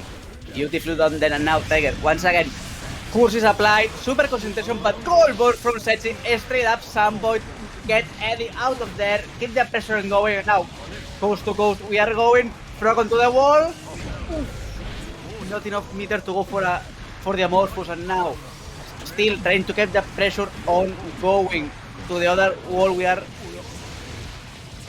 It's confirmed there, even after the 6k got blocked, able to break the wall after, and that's Setchi. Tying things up 1 apiece now. Yes, it is beautifully done there, doing those coast to coast again, all the time juggling Tiger Pop, that was beautiful to see. Yeah, definitely was. Picturesque there. That game 2 from Setchi. Love to see it if you're a fan of that Zato gameplay. Yes, it is. Roll mix-ups though. KOF patch out and Tiger's using the KOF patch to make Happy Chaos look top tier. Why not? No Cronin, yeah, just happy. Now, Setchi forcing Tiger to pop up the burst, setting up the scapegoat, but that should only buy some time. So Setchi's got to be a bit careful. Backdash core, concentration confirm as well. Just going to go for the set play, going to go for the mix. Go low, 5D open, Setchi up and off that. We're going to see the burst, but with this life difference, is that burst worth it? Depends on... No, it's not worth it. Doesn't kind of feel worth it there, because now you're going into this last round, probably not going to get burst depending on how it goes. Yeah, you're true, but you always have to believe. But yeah, not the best place. But now, Setchi is on the aggression, which kind of compensates it. We're going to put Tiger onto that corner, going for the high-low once again, trying to open him, back, PRC forward, that break, that enter to hell, and now, big wall break here. Ooh. That wall break though is not ideal, because that means we're back to the neutral, which means the Happy Chaos works. 180 no scopes, FaZe Clan, Tiger Pop coming in. Gonna BRC back just to see what kind of options Setchi goes for. Air grab as well, and Setchi, even with all this meter, can't seem to be allowed to spend it. Gets opened up with the overhead. Wow. And 100 tension disappeared just like that. Tiger Pop 2-1 up now.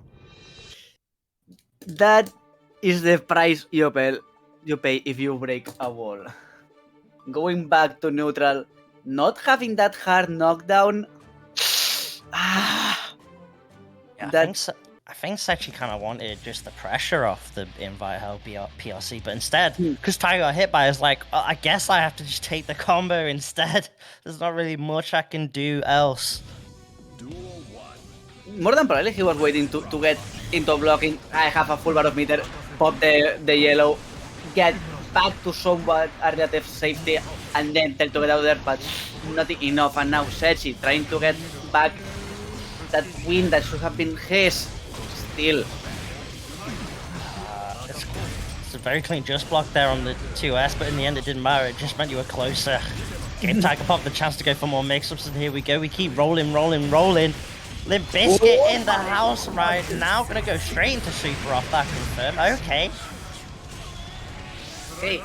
Amorphous gets sent. He's going to get blocked. Probably just to replenish Eddie and get some kind of pressure, but still, okay, good command grab. Eddie's enough time to get back full on counter hit. Frog gets out, not enough yet. Throw connects. Yeah, this should be it. Yeah, nice. Trying to. You could see that Setchi knew Tiger was looking for the YRC reversal option there. Didn't press as the Zato at all. That was all Eddie until the grab. The awareness there from Setchi, but right now has to hold that throw. Burst available, and we see it popped immediately. Yep, Gold Burst, Sun Void. Keep Tiger locked down for as long as possible, but Tiger's going to fire out, break those walls down. YRC take a turn back, and here we go. Setchi makes up time, gets the low, going straight to the corner. Yes, and now gets the RTR once again. Tiger stuck into the corner, Scapegoat buys him enough time to make the very first hit, and now setting once again, curse applied. Firing stance on, super concentration. Now, once again, spamming those bullets. Super is not going to be enough yet, but still, the chip is real. That is unfortunate. Ooh. And again, another anti coming in with that 6 feet, like you're saying now. Double 5D's blocked. The 10D defense coming in, but the overhead opens up. We're going to slump. Keep the pressure going. Why not? Time for the mix-up. Goes low, gets the hit, and off that Setchi just going to burst. But still stuck in the corner, and that's the scary thing. Manages to find a call-out with the Eddy, but the YRC shuts that Eddy down. And now we're back to square one for Setchi. Yes. Oh! The punish there from Setchi, evading that burst, and now having Tiger Paw into that corner, breaks the wall using that super hard knockdown. Is going to invalidate lots of Happy Chaos wake-up options, and now once again onto the wall, Amorphous is going. No, it misses! I need VAR check on that. What on earth was that? I need instant replay. BRC in throw. There is no way off the super just whiffing like that. They said she loses the round. That was millimetric. Ooh. Setchi full rage quit at this moment. I'd do the same, I'm not gonna lie. I also will do the same. Wow. But yeah, I have to agree with him. That was bullshit. I should have gone to the 5th game. Setchi had Tiger Paw into that wall. It's just that super did not connect. He literally had that game. And he had that game and Daisuke said no. Daisuke said no. Yeah, you gotta feel for Setchi. That's definitely rough right there. Unfortunate. Still alive in the bracket at the very least. Yeah, it's something. He's going to be waiting until the losers quarterfinals, which we still have a long way to go. At least 3 more matches, and losers have to progress to get onto him. So we'll need to wait for now. But now the other second winners semifinals. It's going to be Zando versus Acnologia. We've seen Agno before against MonkeyInDisguise. Really dominant performance, but now he's going to meet the Zando. I can't think of a scarier ram to face in the world than Zando. Yeah. Especially Zando in a SaltyEU bracket. This dude is untouchable. But if there's a player and a character that could possibly do it, it's definitely Acno with this new Geo. Character just churns out so much damage off a punish now. Yes. So Zando's got to play really, really clean. Yes, you have to do it. We've seen before what happened when Monkey went for any of her options, and out of the blue, 80% of his life went poof with positive Oki for Agno. So you will need to be careful. Zando said that he's going to take 1 minute to get, so just a little bit of patience.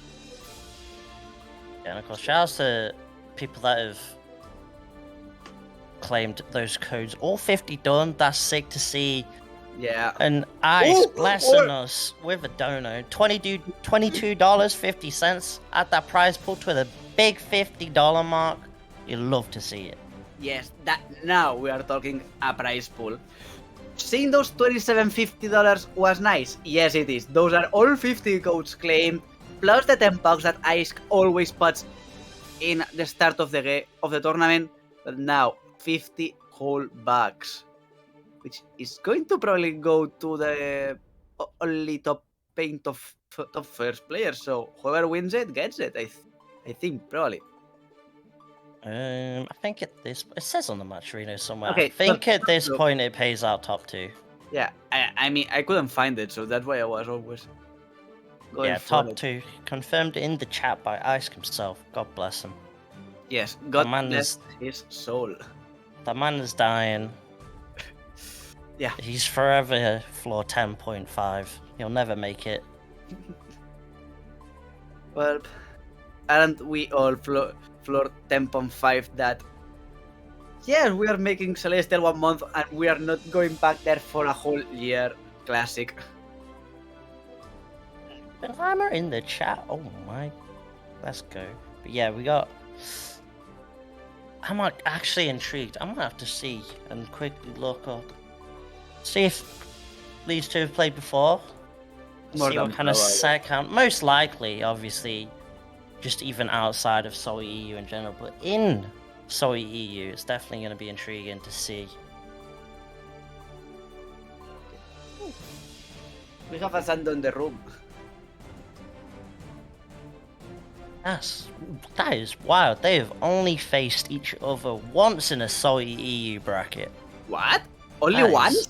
That is wild. They've only faced each other once, and of course it was Zando taking that. But this Geo built different. I believe in this Geo. They're both lined up at the station now. We Should have be getting underway in a moment. We have to believe. And I think the opening is going to be super important. If Acno can get Zando's burst popped early, then a Ram against a Geo without tension is going to be rough to try and deal with that rush down. It is, so let's see who wins that coin flip, because at this level both are that good that can be decided on a conflict, and for now it is going to end neither Agro gets the very first hit and Zando now stuck onto that corner, gets out. Okay. Yeah, the whiff punish from Acno already. Just letting Zando know, you gotta be careful, your buttons are neutral, can't be going too crazy. With Geo's dash speed and range of those kicks. Yeah. It's rough, and now you're stuck in the corner. Zando does have tension, but the defensive throw comes out, gets the high. And, oh no, say it isn't so. Alright, it's not dead. I've seen Ram combos kill from a lot more HP, but Zando gonna find the hit after the wall break. Take that round. Only 2 hits needed to seal Agno's fate, and now Zando wins round start, gets that throw back onto that corner where Agno seems like he's going to be stuck all the time. 6p is not going to buy you enough time, so... These throws are racking up and racking up. Stacks on stacks for Zando right now, and the wall stick just as Zando got the hit. All those throws slowly deleting that wall's health, so that all it took was one touch from Zando, and because of that touch, Acno, when the burst came back, it didn't even matter in the end. It was not only withering away the wall's health, it was also chipping little by little Agno's own health pool and sanity, because when you are hit with 3 throws in a row, sometimes something will start to click on your brain. You still need to play carefully. Ooh, now That time calling it out. That we saw a similar situation game 1, and Zando was able to get out the corner, but that time saying no. Gotta hold that big counter hit. Zando trying to punish that, but too close. Finds the punish that Zando is looking for there, but still stuck in the corner. Now it's Acno's turn to apply these throws. Let's go 5D, gets the hit, and that should be the Ram part gone. The round going to Acno. yes, that's more than enough. Let's see how they both are going to tackle this one. Agno gets that very first 2D, which means he's going to put Zando onto that corner. And yes, he's going there. Oh no, Zando gets out of there. Drop maybe. Oh no, Wrecker 3. At least it wasn't Wrecker 2, could have been a lot scarier, but you're still now stuck in the corner. Nice tech. Trying to FD the Wreckers, trying to push Zando away to make the throw pressure just a little bit less scary, but Zando does not care, gonna keep applying it. And even when Acno's trying to tech, it's still Zando getting the throw. And this time, yeah, and also Flex, he would have easily gone for that Mortal button. Nah, too easy. Go for this lava. Now Agno, beautiful punish on the very first hit, putting Zando on the wall and making him burst really early in the round, and now straight up going for the super. This is going to be the wall break, and Zando. This is huge. No burst, no YRC. Zando's got to hold these plus frames. Find a moment to challenge, maybe get out. No, try to press right there in a close slash, completely bodying that up. And just like that, Acno tying things up. Yes, beautifully done by Agno. That was some really, really good punishes on some specific moments. He knew that, yeah, I can punish here. And that's a punish that Zando is not going to forget, at least for the present time. That was 1 bar of life through 1 hit. So let's see how this game is going to pan out. Zando gets the first hits. Agno tries to reply, but not enough.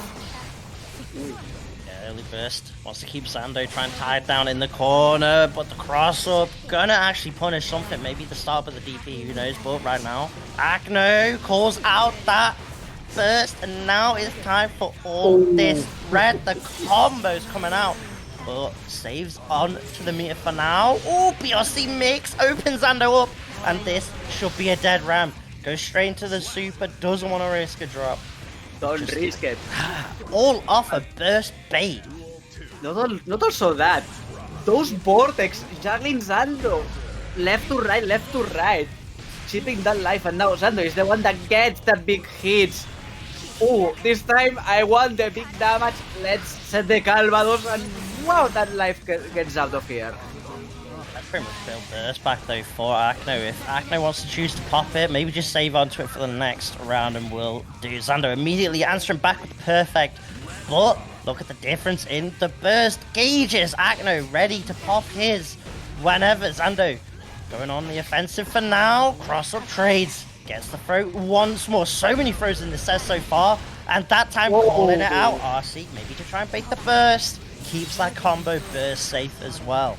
Yes, that was a bait boost if I ever seen Bob pop him in the air. Just in case, and no, that spiral arrow is not going to be enough. Zando puts that feet up there and gets Agno's second set. So it's a 2-1 Zando. Oof. The confidence in that space in there to get that 5k cleanly as well. Yes, that Beautiful was stuff. As expected from a player like Zando. Game away. 1 game away, but we should not take Acnologia down yet. He's showing us that he can completely body Zando.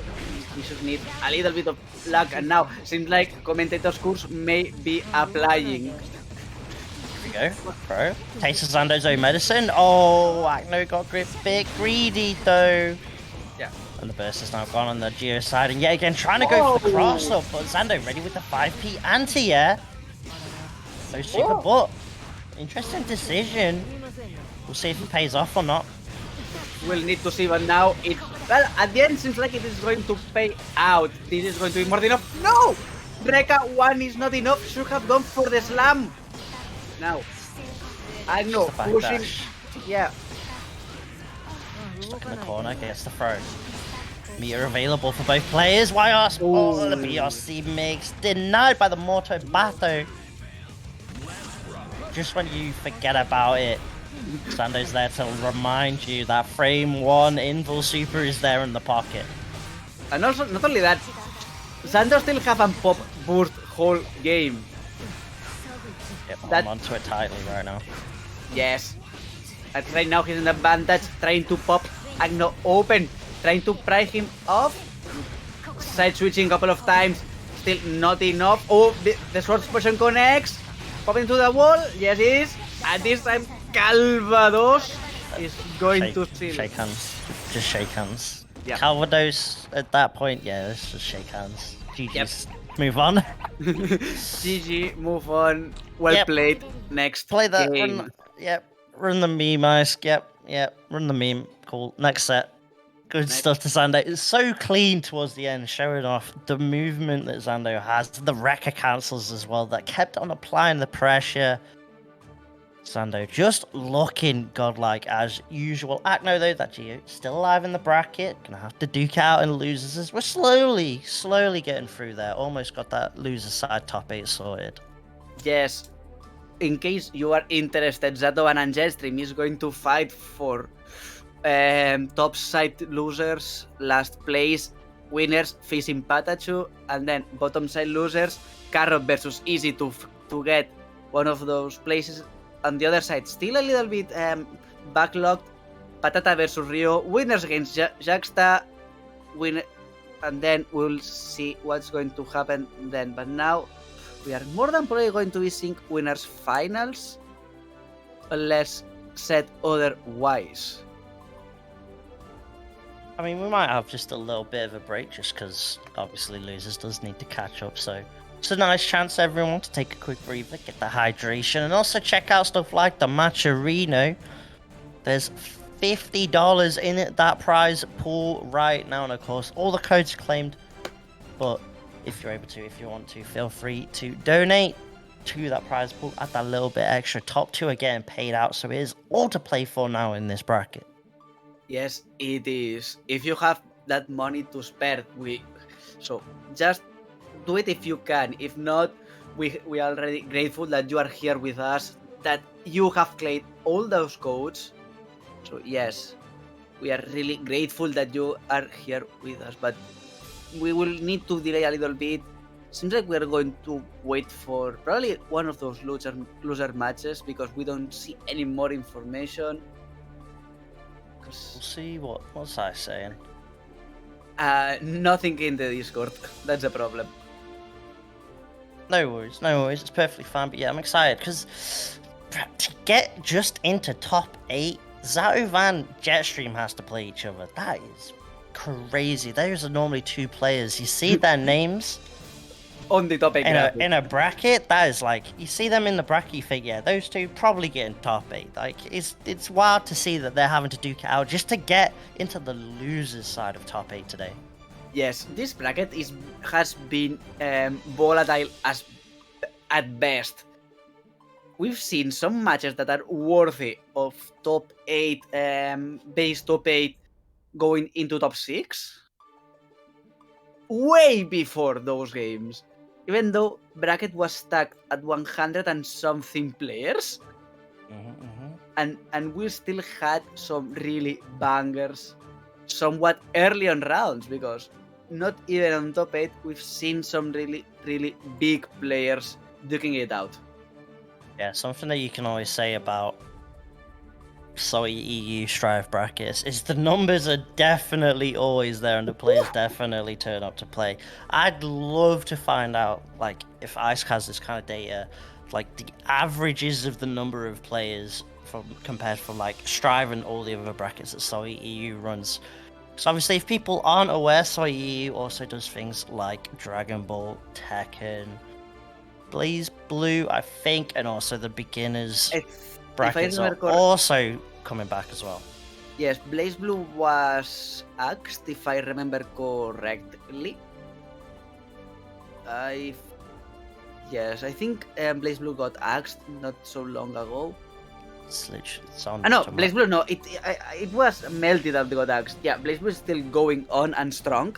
So right now, the schedule for this week is tomorrow we're going to get Blazblue, Friday DBZ, and then Saturday's good old Tekken 7.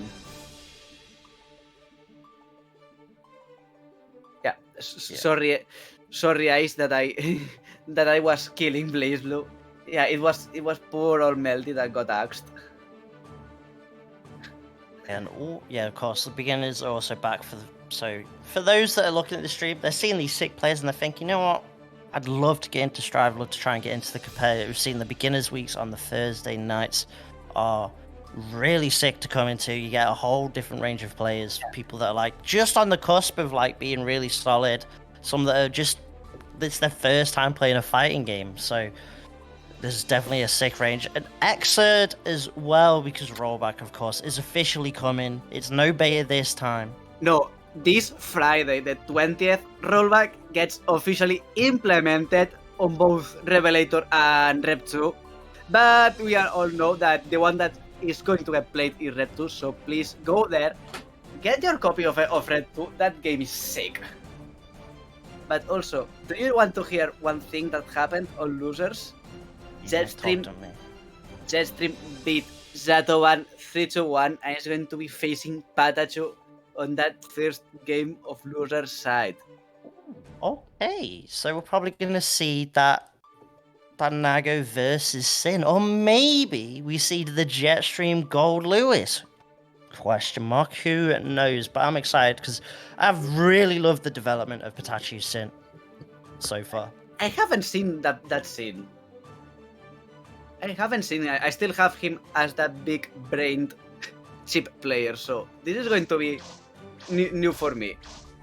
It's fair enough. It's definitely looking stronger and stronger than Sin on release, which is fair enough. It's been long enough that you've had a lot of time to lab, you've had a lot of time to find your more optimal route in. And yeah, this Sin is scary, and of course it kind of forces these top players to lab against a character that not a lot of people actually play. Yeah, you might see in Celestial a load of Sins, but they're not at the level that PataChu plays this character. No, but I mean, there are a lot of Sin players, because everyone that played him on Xrd said, "Oh, Sin is here, time to main him." Yeah, and then they find out that turns out characters in Xrd are not quite the same as Strive. You thought you learned your lesson with Jacko? Think again. Yeah, it was first Jacko, and then people that played plus R, because that's also ancient. They say that, "Oh, Testament is coming, let's try him." Yeah, nowhere near how he plays, how it plays, so... How they play, yeah. To be fair, I'm kind of glad. I don't want to have to deal with plus R Testament in any other game. I'm fine with that. And to be fair, same as Bridget as well. I don't want a character that hits me and then flies up to the top of the screen and refuses to interact with me. I'm good with that. Yeah. I mean, that was a war crime and a half waiting to happen. But yeah, in terms of like character variety, I just mentioned Bridget right there. You got Krillo in the France region as well, putting in work with that brisket, and now you got PataChu with the Sin. So a lot of different range of characters coming out here from France. Yeah, I have to agree with you. France has been adopting some interesting characters to play with, so kudos to them, because variety is the spice of life.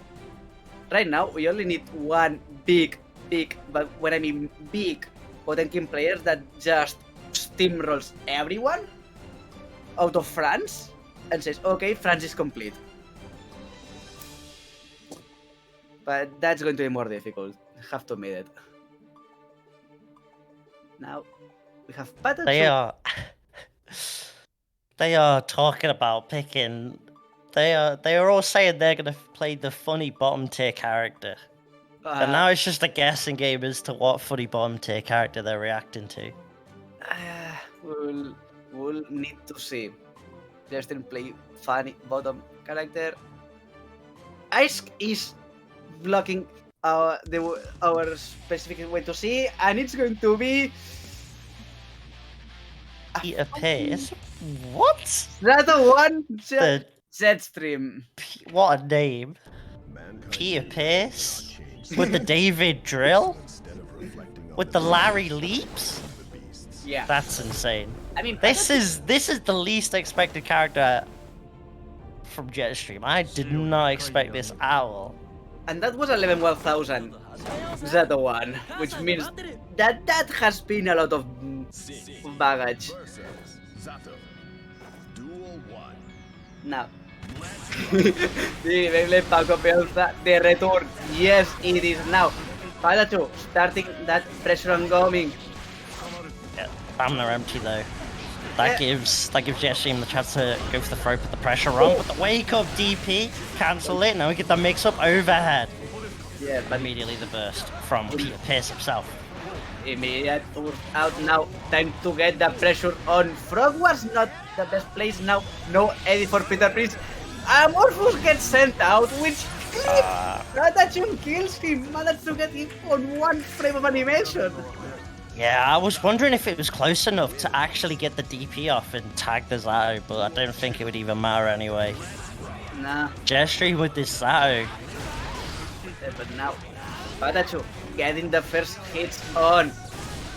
Gets another DP, dash in, and breaks the wall with that 5D.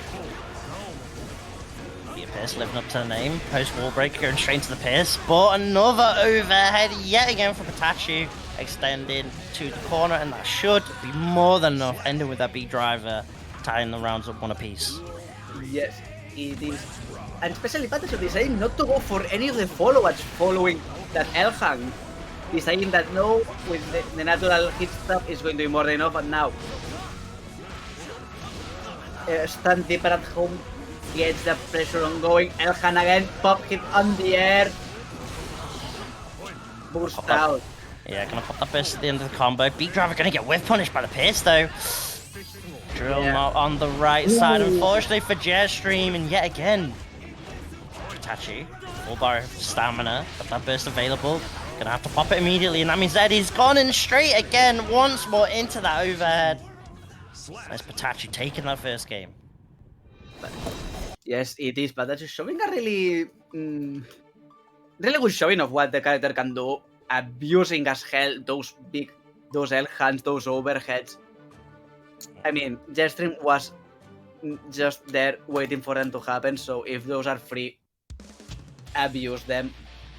Yeah, I mean, that was something that you can definitely remember about PataChu's chip. Whenever PataChu had 50 tension, you knew 6k RC was coming out eventually. Yeah. Going for the fast overhead options, and yet again a round start DP. The backdash from Jetstream avoids the throw, and now it's PataChu back to the wall, and now gotta hold this pressure. Nice tech though, and the Eddie's gone, and it's PataChu's chance. Yes. Emptying that full bar of stamina, but it's worth it. Mr. Peter Pierce, half-life, but manages to get that command grab with PataChu onto that corner, air grab, keeping him grounded there. No fly zone. Yeah, Sunvoid. Oh, Sunvoid misses also, too late! Oh no. What is it with this bracket so far and with supers? What is going on? I don't know. But this will give the amount of spiciness that we need. Okay. Gotta be careful with the fly. Yeah. 6p, very strong. Avoid it, and the big driver confirmed there. Coming out from PataChu. One round away from going 2-0 up against Jetstream Zato. Yes, we are. So now, PataChu manages to open up Jetstream and burst at the very edge of the wall break. Okay, gets a couple of good hits, but Eddie's not in position. Eddie's out. Yeah, trying to poke Eddie out with the big driver doesn't work out. Nice box in the air. But now got to hold this pressure. Nice jump back though.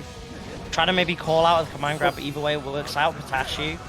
Yeah, again, just jumping back, trying to avoid it as much as possible. Good block so far, and then it's rewarded with a DP. Doesn't RC, but gets the overhead RC once more. And that's PataChu going 2-0 up now.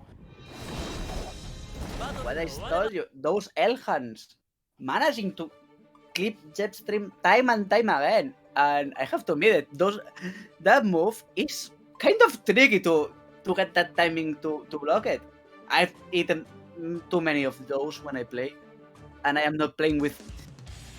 And I am not Jetstream, but I'm not playing with high-level caliber players like PataChu, so... Maybe it's the move that it's kind of tricky to get.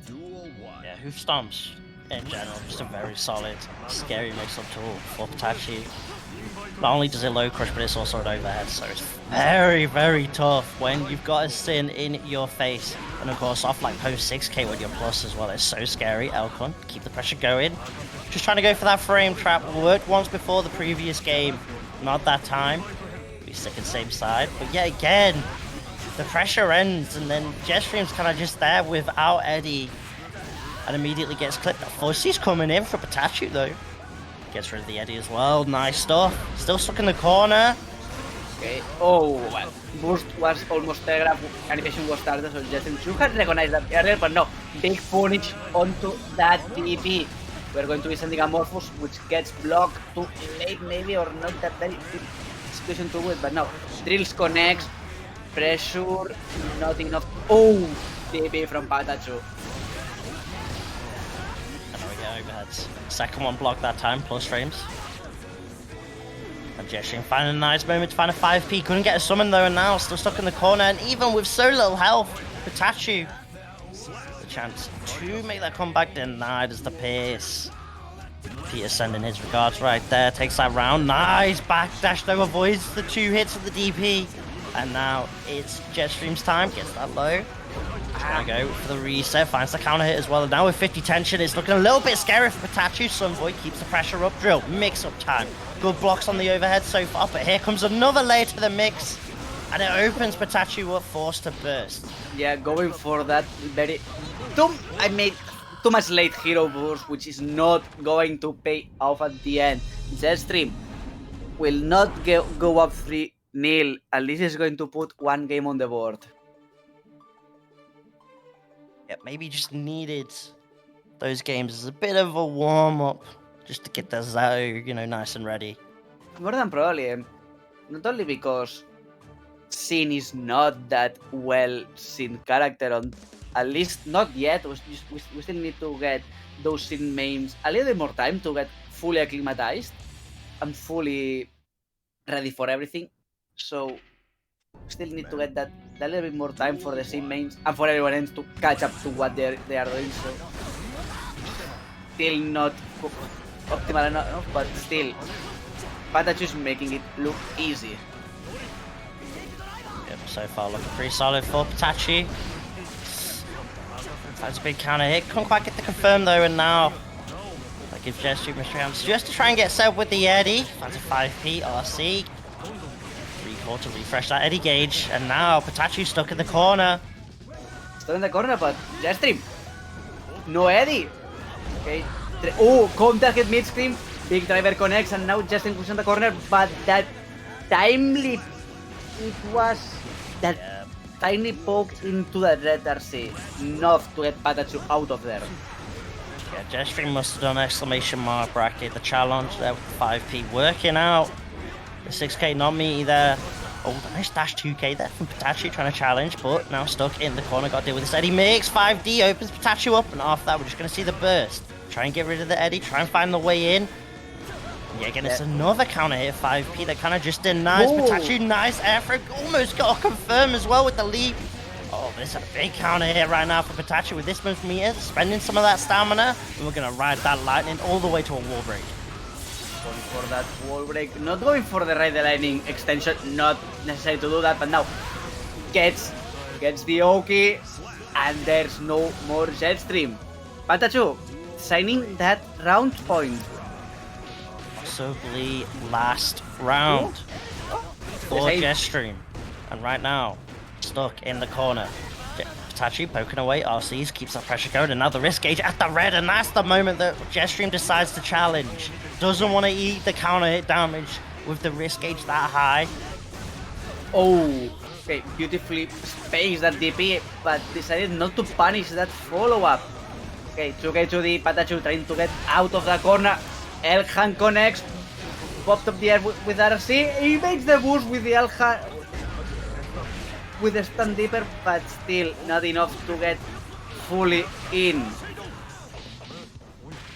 Broken shake just to end the combo, but it's PataChu closing it out with the throw, and that is Jetstream, the gap too wide for that Zato to handle. That's PataChu staying alive, taking that set 3-1 and moving on in this lower bracket. Jetstream, unfortunately, out in top 8 in that 7th place spot.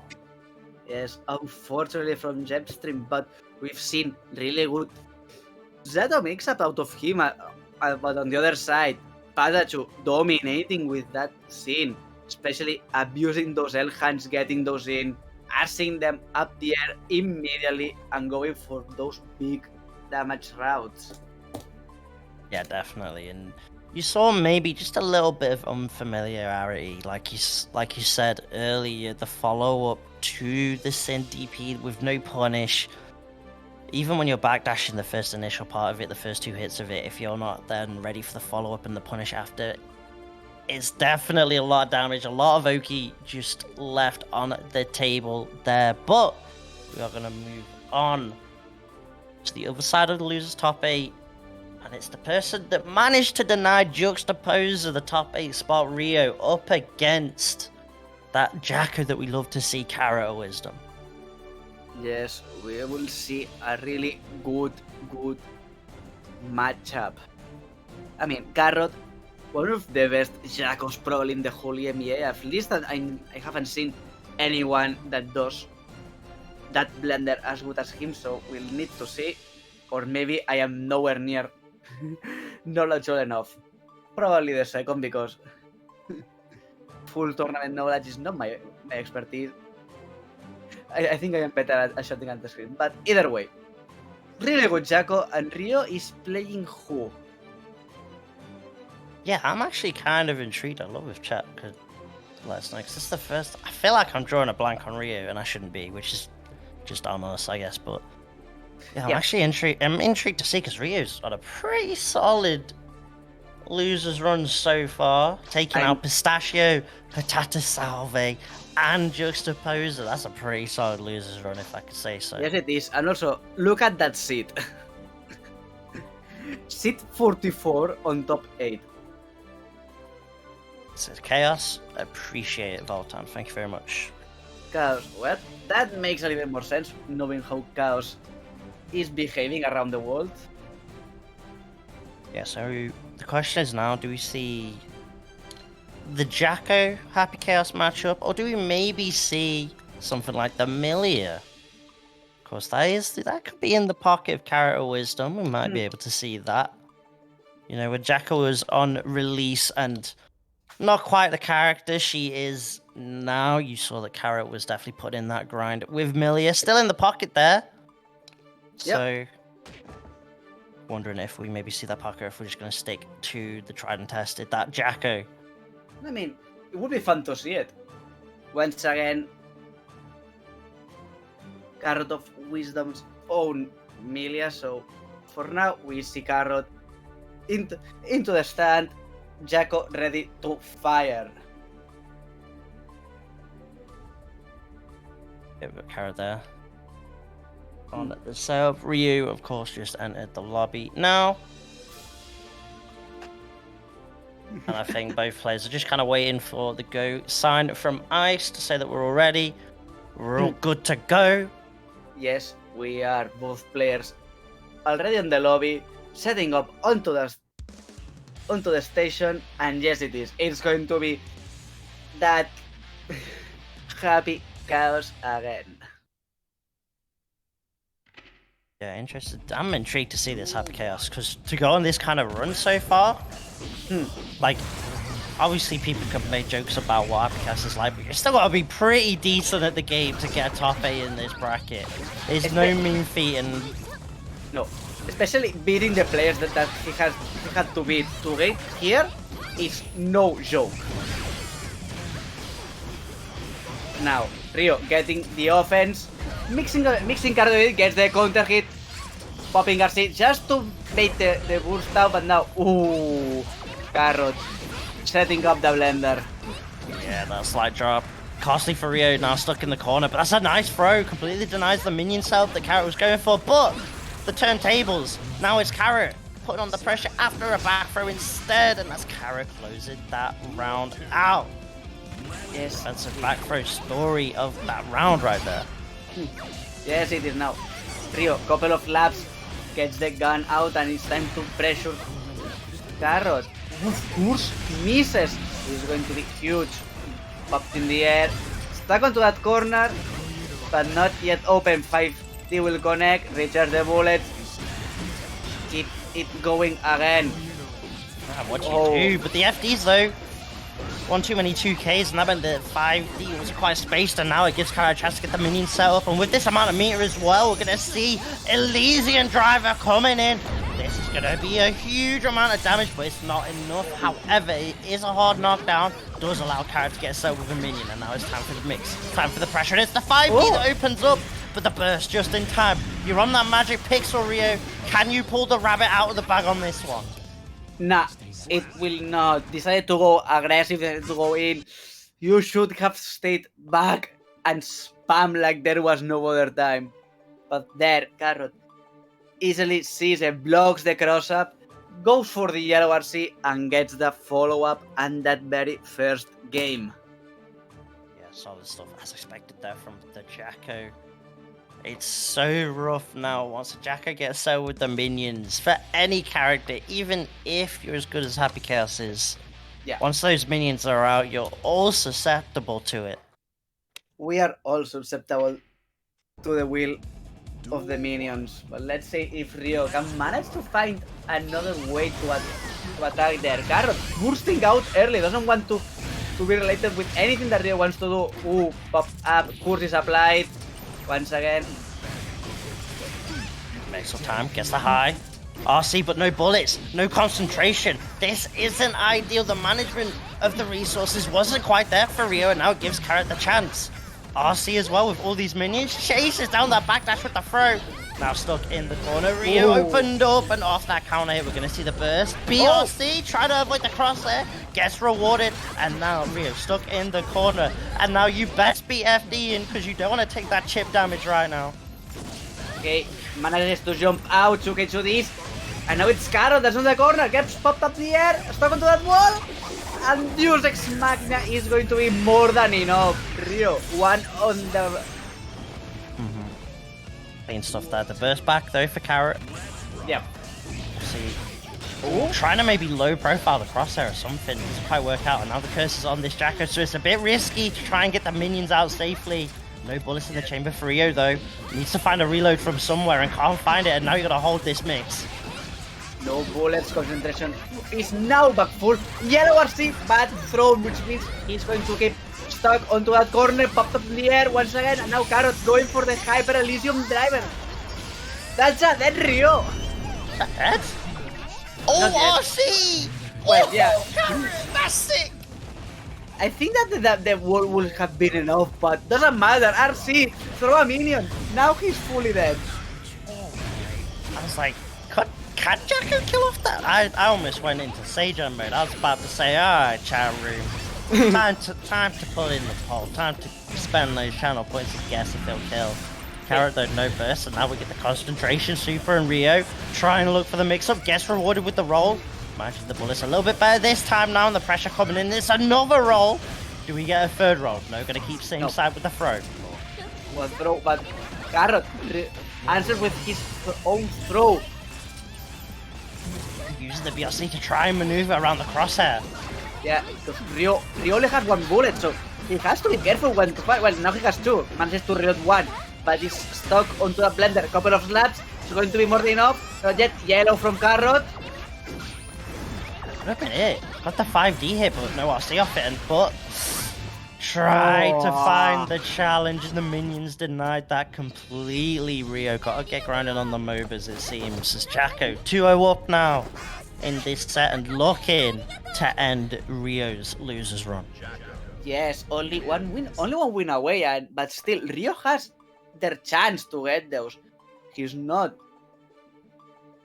been dominated that much. There are those moments where Rio is able to say, nah, you are going to answer to my call. So we just need to see if Rio can manage to get those moments more frequently and better punish those situations. Yeah. And also that resource management, yeah. Yeah, there've been a couple times where suddenly the chamber is empty. The rounds need to get reloaded. And there was a moment where the concentration just completely vanished as well.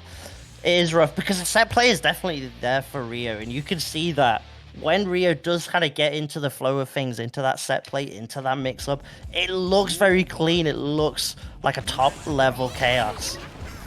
But it's just in some of these scrambles, it's looking like it's all Carrot. But the curse is now up, and this is where Rio can find some comfortability. Nice block on the 5D, but it's still Rio's time to go. The mix-up's coming in. Nice throw tech, though, coming out from Carrot. And that allows the mix-up. And another one. Give me another mix-up, Carrot. I want more mix-ups, please. Do you want mix-ups? You're going to see one. Minion defense is activated. Just in case, pop into the wall, Hyper Elysium driver, dead Rio. Easy. Yeah, such what seemingly looked like a strong start from Rio there. All it took was post-throw tech, Carrot to find the moment to get going, and the minions gonna challenge on that Happy Chaos, and now Rio stuck in the corner, no YRC, no burst. Gonna break no, nothing. With Elysian driver, that health is gonna get depleted. The burst. It's back for Rio. There is a chance, there is an opportunity to try and make this comeback. But the minions are set up. It is a very small chance. Rio is once again back to the corner. Burst is going to be obviously blocked, and with that, Carrot settles up his passes into the next round of losers with a couple of perfects back to back. Good job done, Rio. That was a really good series. But the end was not enough. Carrot clean 3-0. Outs to try with the raid. And yeah, it is definitely rough. If, like, for your first top 8 set, you get Carrot in losers, it's always going to be a rough matchup for you. But still, shouts to Rio. Getting to top 8, taking some names along the way. I'm excited to see that happy chaos in more SaltyEU. So I definitely hope that Rio's going to be signing up in the future. Carrot, though, going to be moving on. Make that losers run themselves. Going to have to face Acnologia later on, though. Yes, and also, just a small update. Setchi decided to drop from the tournament after the series with Tiger Pop. I think that anyone can guess the reason, so that means that PataChu gets a bye out of losers quarterfinals straight to losers semis. So now he's going to be waiting for the winner of the Acnologia Carrot match. Yep, so made it onto loser semis there, so PataChu going to be happy with that, get that top 4 spot. So I'm assuming now we're actually just going to stick with Carrot and just get the Carrot Acnologia set coming up. Let me double check Discord real quick. Straight up, we are going to be seeing Carrot versus Acno. Really good match. Yep, so now it's kind of... Yeah, again, Carrot gonna have to deal with the mix-ups, gonna have to deal with a bit of the rush down. Up against that Geo of Acnos. You've seen those presentations from the players on the Discord. Carried Turkey, Honest Germany. Throwing some salt there. Now we have Carrot waiting onto the station. I'm not sure. I think that he didn't leave the room, so should be firmly approaching that station. There it is, and now we are ready to game. Yep, Carrot versus Acno. To make it into top 4 and fight PataChu. It's going to be interesting to see how Acno denies Carrot trying to just sit back and get set up with the minions, of course. If the game lets us in. Daisuke, please. Nope. Okay, connection has been lost. Let's hope that there is no further problem. Seems like it has been Agno that went off for a moment. Let's hope it is no problem. We've managed to get by the whole tournament without only one small issue. So I hope that there is no more interruptions. Daisuke said no. Not quite yet. I'm not ready. The kettle was boiling. I didn't have my cup of tea ready yet. This is my headcanon. I think Daisuke is definitely a tea enjoyer. I mean, probably. We should need to meet him and talk to him directly and ask that very important question. Do you like tea? I mean, he's Japanese, so he should love tea. Sure, and I'd probably, maybe with the tea, just put like a little note saying, yo, buff Cleo. But who knows? Here we go. This time for sure, I believe. Chat, send the players your energy. But maybe not too much because it might break the game like last time. Well, looks like it's enough. We're in losers' quarters to decide who fills out the rest of our top. Oh, and Carrot with the early burst. Yes. And controlling the space, good 6p evading that first attempt from Agno to get truly in. But Agno on a beautiful blocking duty until now. Burst out of the situation, that was good. Okay, Judy gets blocked, which means that Carrot has free reign to do Jaco things. Look at those minions. But right now it's Acno. Put on the pressure in the corner. Nice jump back there, but the anti-air 5P gonna work out for Acno, which means we're gonna get, of course, that 2-page Sol Puente route. We see Fuji's now. Life side up, gets the throw. No RC though, opts for the mix. 5D, good blocks. Acno gonna find a nice moment to RC. Cross frames coming in, backdash, but the RC still connects post backdash. You saw the idea from Acno, but unfortunately the YRC too far. YRC too far in but now. Carrot, once again, back on the offensive. Acnologia is stuck onto that corner. 5D pops him up, but not enough there. 1 minion's out, seconds out. Pressure is mounting. Oh, Burst gets evaded, so no Burst gets back. Bot back. And Carrot.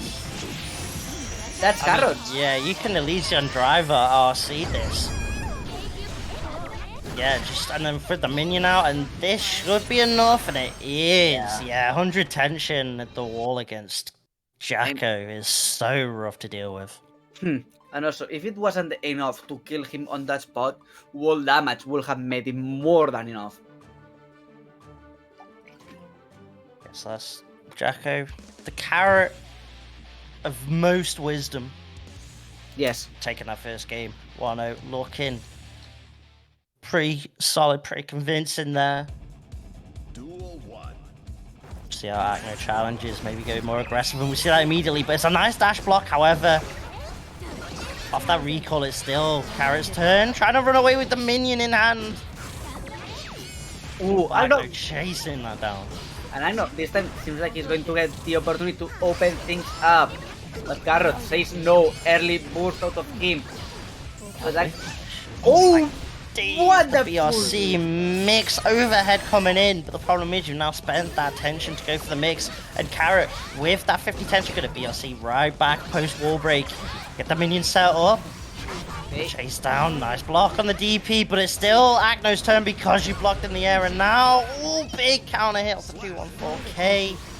That's Acno taking that first game and still sitting on burst as well. That's important. Okay, Carrot trying to bait something. Roundstar going for that minion defense, but still, Acno popping one minion, but it's not enough. Burst out. Carrot onto that corner. Let's see if he can match that. No, big counter hit from for Acno. Putting Carrot back into that corner. Has 1 bar of meter, so that's going to be more than enough to do some stupid things there. Counter hit there, and straight up, no thinking, going for that overdrive. More than enough to tie this game 1-1. That was what all that sequence came off using 5H to challenge on a minion call.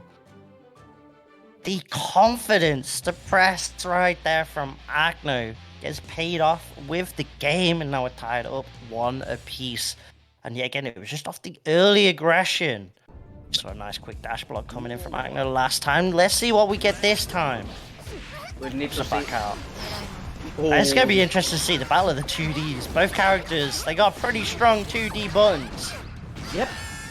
Strong, reliable, covers enough distance. Yeah, I have to agree. Oh, big goal bar from Carrot. What goal this time? Acno maybe trying to go for a safe jump, trying to bait something. RC trying to find their way in, but the minion anti-air. The minion's always got Carrot's back, the one true homies. But Carrot's sitting on 100 tension, back to the wall, needs to find a way out, and it's a dash. Far S that finds the opener for Acno, but here we go, it's mix-up time. Good block from Acno so far. Trying just to FD, trying to make grab a little bit less scary. Good blocks indeed. Ooh, but gets opened by that 5D, which means we'll go straight up for the Hyper Elysium driver. In fact, he's not going to call to kill. Wall will do. And spent efficiently there. Ooh, the back dash, and now Acno's found the way in. Plus frames coming in. 5P maybe just try and check the jump back. Nice, just blocked though from Carrot. Gets the throw off that as well and gets rewarded with the hit. It's going to be a fair amount of damage, and here comes the mix now. 50 tension as well on Carrot's side. How does Carrot spend it? Runs off, backs off, recall. Get that meter full. Elysian Driver on the burst. I think burst denies that super completely. Yeah, managed to get before that grab box connected with him, so Burst evaded that, but now still gets clipped by that 5p, puts it into a corner. At the end, those minions will be more than enough. Carrot 2-1 over Agno. Yeah, really sick interaction there with the PRCs at the end. It's Carrot though, widening the gap, 2-1 up now. Yep. We can really start looking to send Acno out of the bracket and move on to face that PataChu Sin. But still gotta close that out, and we might end up getting a game 5. It's been back and forth so far, to be fair. I can definitely see Acno tying things up now. There is always the chance to go to a game 5 to get those silver linings, but still, Agno has to get past that wall in form of Carrot. Change of color maybe will help in that situation. We'll need to see it. The backdash throw gonna punish Acno's throw attempt. Well, I see though to take the turn back. Carrot just gonna burst right off that. Wants to keep Acno tied down, stuck in the corner, but the 2k challenge deletes that minion, gives Acno some breathing room, and gets the whiff punish. Mix up, safe jump. BRC back though. Forces the burst from Acno, and Acno needs to find the hit to close this round out sooner rather than later. Oh, that air throw is a stylish way to do it indeed. Yes, it is. This Agno is one game closer to get into the final game. Final round, yeah. You know what I mean. Now, Powered up minions, this is rough for Acno. Has to eat another throw. And look at all this pressure. What do you even do? It's actually more optimal just to take the damage and go back to neutral. You do not want to deal with building up the high risk, getting chipped out like that. And Acno gonna find the hit, extend, push Carrot to the corner off the OTG, backs off, maybe expecting Elysian Driver. Carrot, full tension, full now burst. it is. Yeah, Driver RC to stay safe. Oh, Runs into the 5H. Acno holding on, not popping the burst. And Acno gets rewarded with the throw, and we are moving on to a game 5, Lapsus. Yes, we are. Those games have been really swingy, so probability to go to double Luigi's is really, really high, and I love it. I love it when those games are so even. That was a crazy end of the day. You can see Acno trying to anticipate the burst. Saw that Carrot wasn't going to try and bite on the fishing rod. Oh, big block there from Agno. Blocking that burst is huge. Will mean at least half-life, almost 3/4 of it out in one interaction. Counter hit there. This is going to be the rest of Carrot's life. Yes, it is. Agno. D dead. Oh my god. Set point for Acnologia.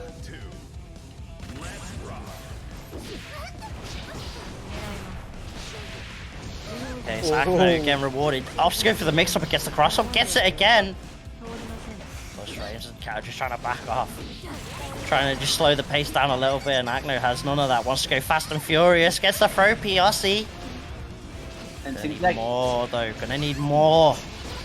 yes, gonna need more, but not much more. Carrot is almost dead. Burst is going to get back in a second, but not yet.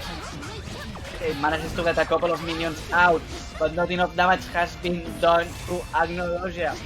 To Digger's block. Carrot reload life. Yellow gets blocked, which means free reign for Acnologia, who's going to settle it. 3-2. Agno is going to face PataChu on losers semis.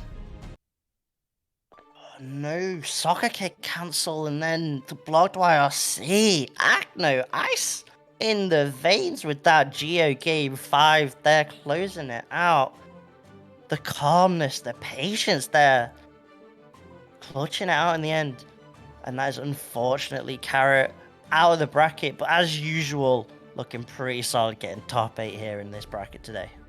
That was a really solid play from Carrot, showing us the power that that character has. The ability to say, I am going to put you into that corner, and you're not going to get out of here. And if you get out of here, it isn't a body bag.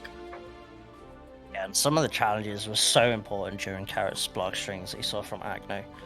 Really solid stuff like the 5H, the 2Ks, the 5Ks, all coming in clutch for Acno in the end. Close that out, and it's Carrot, of course, hitting us with the raid post bracket. Make sure, if you're not ready to go here, CarrotOfWisdom's Twitch, you can see that link there in the chat. Yes, big raid, 57 people. Ooh, all of you, welcome here.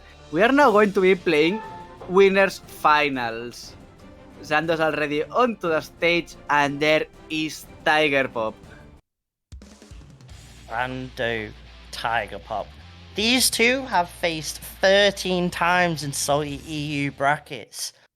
And how many times has Tiger Pop won? A couple. Single set. Ooh. It is 12-1 in favor of Zando so far. Can Tiger make it 12-2, or is it going to be 13-1? Let's find out, but so far it's Zando coming strong with the pressure, gets the throw, and now it's looking scary because now you're in the corner against Zando with 50 tension.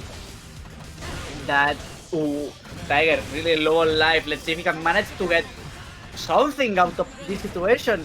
Seems like it is not going to be more than enough. Okay. Zando once again back onto a corner. Scapegoat to keep him in. Get the throw. Whoa! Beautiful backdash out of the 5D. Zando's backdash is so clean. Do you like the use of the clone there from Tiger Pop? When you're that little low health, the downsides of using the clone are just kind of pretty minimal at that point. Wow, denying the aim. No guns here, only swords. We're looking like Indiana Jones right now. Gonna keep the pressure going with the RC, and now gets a throw. Zando, the pressure, it just keeps piling up. Another throw. What is going on with these throws from Zando today? Oh, the shimmy. Zando, may I have this dance? And, well, may not. He has that dance. Manages to completely evade. And that throw from Tiger Pop gets a little backdash, punish it, and says, yeah, I think we've played enough for once. Throws up the Calvados, and that was a really clean win out of Zando. Oof. Such dominance displayed from him. Zando just has such good recognition.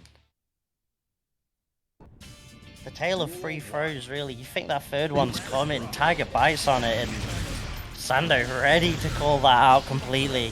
But right now it's Tiger. Got Zando stuck in the corner. The 5D opens Zando up, and off that Zando is gonna burst. But we trade him burst straight away to keep Zando in this corner, and now Tiger with that tension.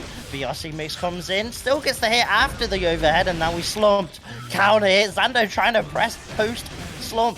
Still stuck in the corner and the low, and this should be Tiger's round. Takes aims, fires, and that's Zando taking that hard, taking that round. That is the Indiana Jones interaction. Gun beats sword, but now Zando is saying that that interaction was rigged. So from one single hit, there goes half life out of Tiger Pops. Ooh, big counter hit on the sword slam. Zander's going to be put onto that corner and straight up going for the Deus Ex Machina.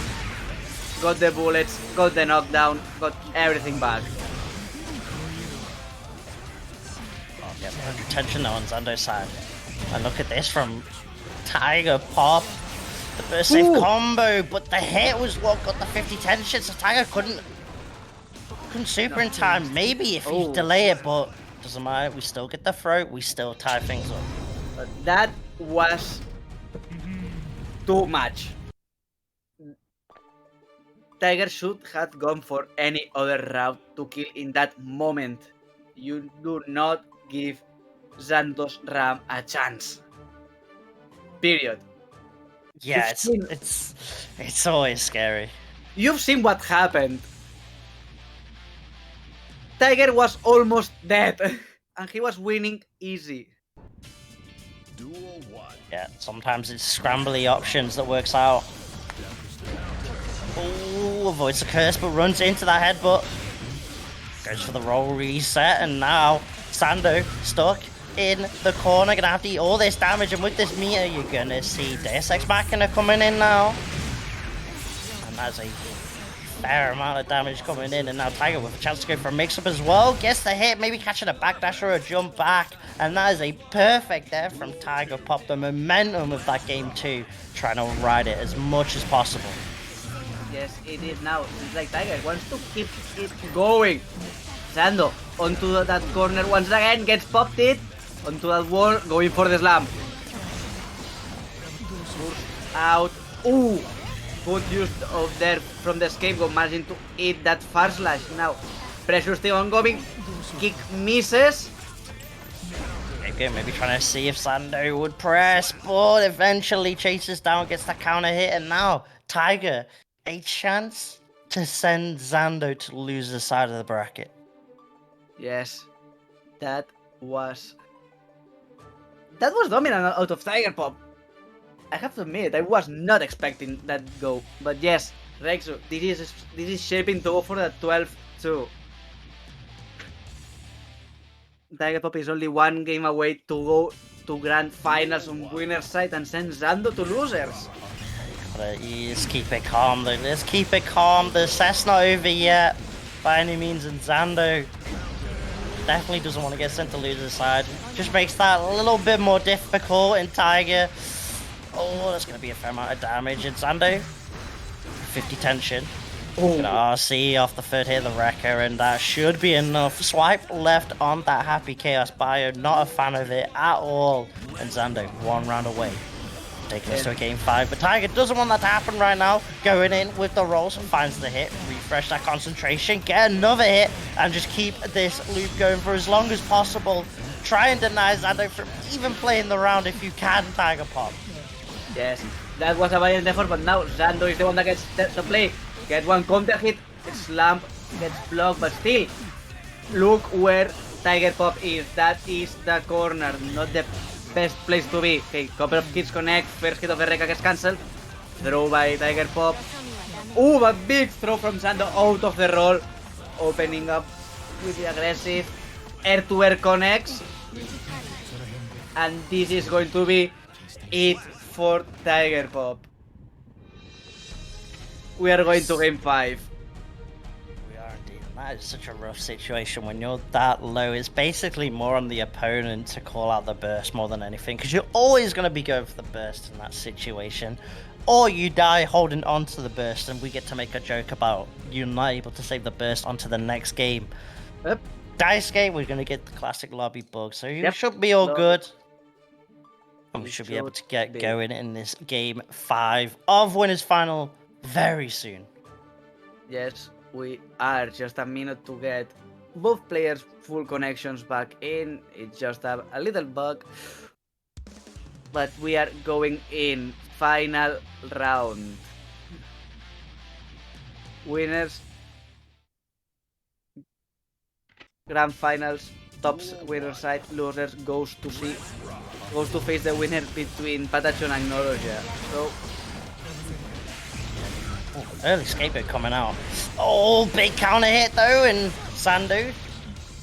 Pretty burst save combo there, and it's a fair amount of damage even without spending tension. And now with the positive bonus, Tiger's pretty much on a one-touch here, and that's the scary part. The low Wreckers RC straight into Calvin. Yes. Ice, get the gift ready. He's been deleted. Out of existence. Burst not applicable. The moment I saw the 2K here, you just knew, especially with a player like Zando with Tigers. There was a pretty solid chance right now. Zando's not got burst, stuck in the corner. What do you even do in this situation? It's the back throw that gets it for Zando, and now, yet again, a burst safe route, trying to force tough situations for Tiger Pop to burst in, both from sitting on 50 tension, but Zando with that positive. Scapegoat's out, and Tiger finds the hit with a Superman punch, giving us his best Soldier Boy impression. Well, not enough. Hit right, okay, Mortal Battle gets blocked, RCs, okay, throw gets stifled, and now we'll be facing double Luigi's. last game, last round here in winners finals. Both players were burst available as well. It's all to play for. Zando dashing just to push Tiger as far to the corner as possible. Scapegoat takes one sword, but Zando's got two in the back ready. The whiff punish works out for Tiger. Oh, the chase down, and oh no, Zando with 50 tension and Tiger stuck in the corner, and the whiff throw straight into Mortal Battle. 1, 2, 3. Tiger is out for the count, and center loses. Zando gonna move on to the winner's side of Grants. And with that, and thanks to our beautiful Tio, we are reminded that this is a 13-1 matchup. Sheesh, that hurts.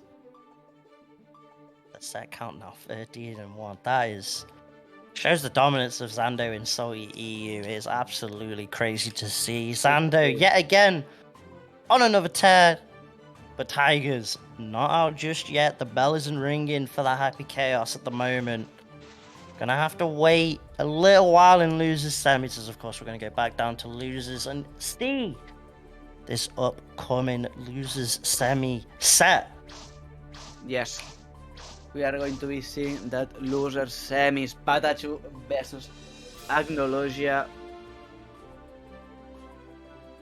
And it's going to be the Sin versus the Geo.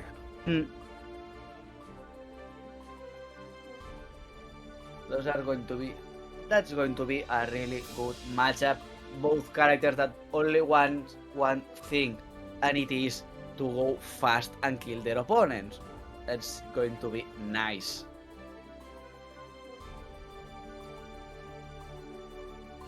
And yeah, again, PataChu Sin continuing to make waves, it seems. 2023 is the year of sins, no confessions for PataChu. Yeah. As we're just waiting. And I think right now, Acno's just on the other setup. Maybe just getting in some cheeky lab time, who knows? More than probably. He's been there since he's finished his prior game. So more than probably getting that little bit of a last minute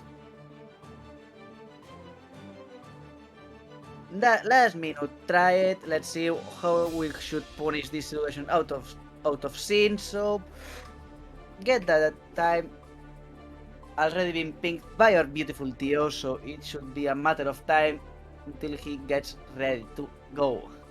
Yeah, of course. Shoutouts to Ice holding it down, Tio in the bracket, even when he's super ill and can barely speak a word himself. Still managing to find the time, the energy to run this bracket, so show some love. Make sure if you're not already to follow the SaltyEU channel. If you got those primes, feel free to sub as well. Because we're going to get losers semis underway. Daisuke allowing this set. We're going to get that Sin. We're going to get that Geo. And it's Acno's Geo going to kick things off with first blood, and PataChu immediately stuck in the corner. That's not what we want to do, but now beautiful DP out of PataChu, gets a 6k. Goes for the stand deeper. This time will connect, and now it's Acno, the one that's stuck onto that corner. Ooh, beautiful counter hit there. That should be a dead. No, poor stuff from PataChu. 5k, gonna find a counter hit. Even when PataChu thought it was safe to press a button, Acno immediately from the shadow emerges. And with 50 tension, it should be all Acno. Nice block on the cross up though. Oh, with that low life, the little micro movement there from Acno avoids that DP and takes that round. yes. Within those DPs is never a good idea. Now, beautiful grab out of the dash. 2K2D. Trying to go for something to it, which is interesting. Not something that you see all those scenes do. But beautiful DP out of the outcome by Acno. Pressure is going. Great block though from PataChu there. Acno opting instead of the usual Geo enders that you might see, going for the mix-up, and PataChu ready for it. However, that 2k challenge on the pressure. Ooh. Straight DP into that Tower Wraith, but it's not enough to scale the damage. The toes get clipped, and that's PataChu tying the rounds at one apiece. Both players gonna be getting burst back up at the very least. Acno immediately going in, dash 5k. The movement for PataChu at least avoids the wall, but Acno, no fear, keeps on going. And the backdash from Geo so clean at avoiding that DP. Yes, it is. PataChu, not the best idea to throw a DP there because that punish from Agno was big. Now, he's the one that gets Agno onto that corner, gets the counter hit. This will put him onto that wall. Oh no, burst out from Agno at the very last minute. Yeah, Agno's been going for a lot of challenges, so we might maybe see more frame traps, more counter hits coming out as the set progresses. Oh, the whiff! Not too much there from PataChu, and it's the defensive back throw that closes that round in the first game out for Acnologia. Yes. Beautifully played by both. Always finding those small margins to mess up with everybody. Nice. Really good.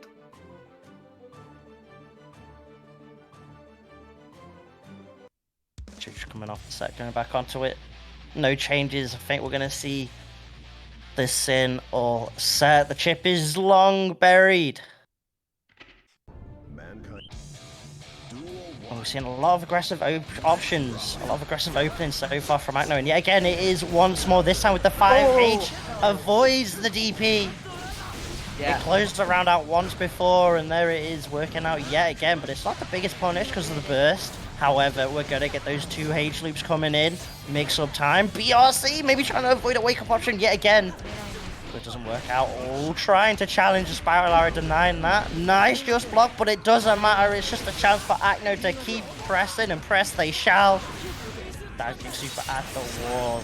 And that is all he wrote. Yes. Acno looking to go 2-0 up now. Yeah, it is. Agno showing beautiful spacing, finding those small places where to perfectly punish all those scenes in follow-ups. Now, another throw. PataChu stuck onto that corner. Has burst, but this is not as efficient as I think. DP connects, burst out now. Maybe too late. Still pressuring. Okay. Throw by... What a challenge on Movestock, denying the overhead option. And PataChu, we saw in the previous sets, using that so much to open players up. And when you're challenging like that, suddenly it puts that question mark in the back of your mind. Can you go for it once more? I know they're pretty low health, but it doesn't matter. Just dashes in with that far S, RC to get a nice little extension and close it out. And Acno going on a tear this loser's side so far. Yes, he is not showing any point of mercy. So let's see if PataChu decides that this is the moment that will make the chip get out. More than probably not. We are going back in with that scene. In scene we believe.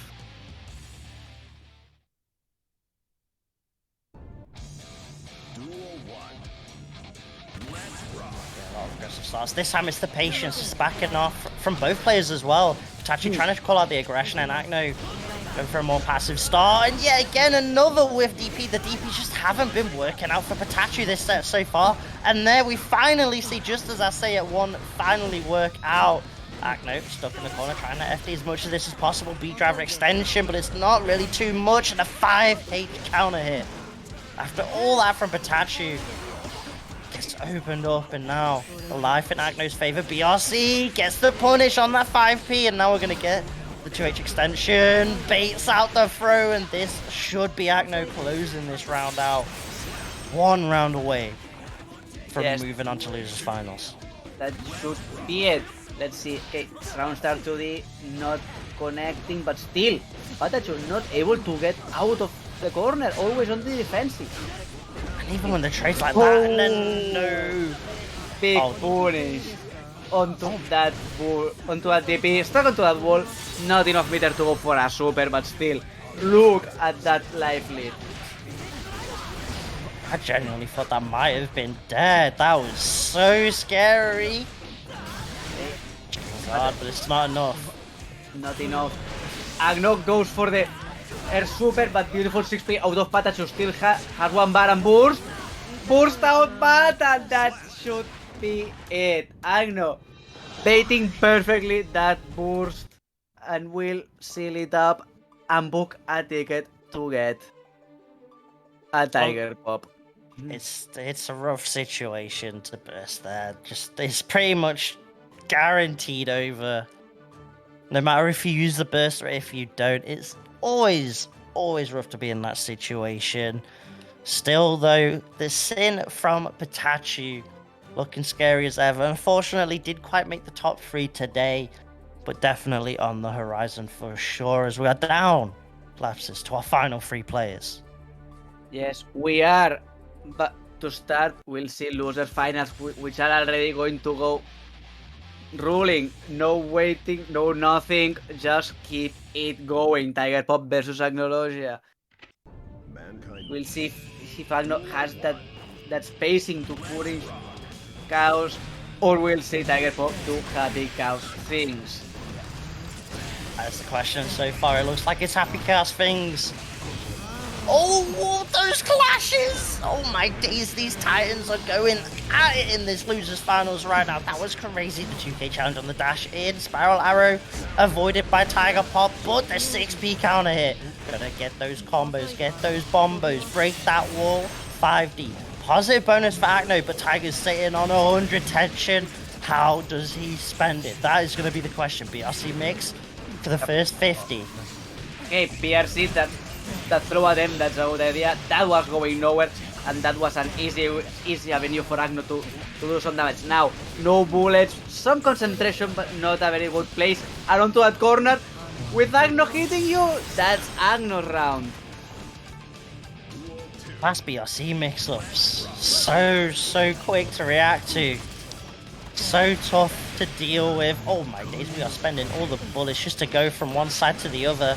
But yeah, again, it's Acno challenging on Wake Up that works out. The drift block on the bullet, but the curse is now off. Tiger gonna pop that super for the plus frames. Roll mix-up, gets one. Do we see another roll? This time it's overhead. Good defense. Nice backdash from Acno. Goes for the reset, goes for the cross-up. Throw. Doesn't extend with the tension, instead needs another hit and finds it with the throw, but no RC. Goes for the mix-up instead to spend that 50 tension, and it's not enough. It doesn't work out. No, it doesn't. Tiger Pop has a chance to do damage. Agno has boost, but is this going to be enough? At least for now, still has the advantage. 2k2D from Tiger Pop. Burst out that 5D. Tiger Pop, 2k2D, popped up in the air. Is this going to be enough? It is going to be enough. That is the Deus Ex Machina. And Agno is... No, not enough yet. Yeah, I have to remember. Because Geo enough, but the chip damage, too much to deal with. Yeah, have to remember that Deus Ex Machina doesn't do that much damage, quote unquote, but... Out. And because of that, Scapegoat allows the counter hit 2S to work out. 2k challenge on the roll though this time. Denying Tiger that chance. Goes for the mix, doesn't find it. Trying to find the frame trap, finally gets it with the counter hit. Is this enough? No, needs one more touch on this. I know that is well, this is going to be enough. That Scapegoat trying to do something, but I know recognizes the situation, goes for it, gets the grab, and gets that very first game.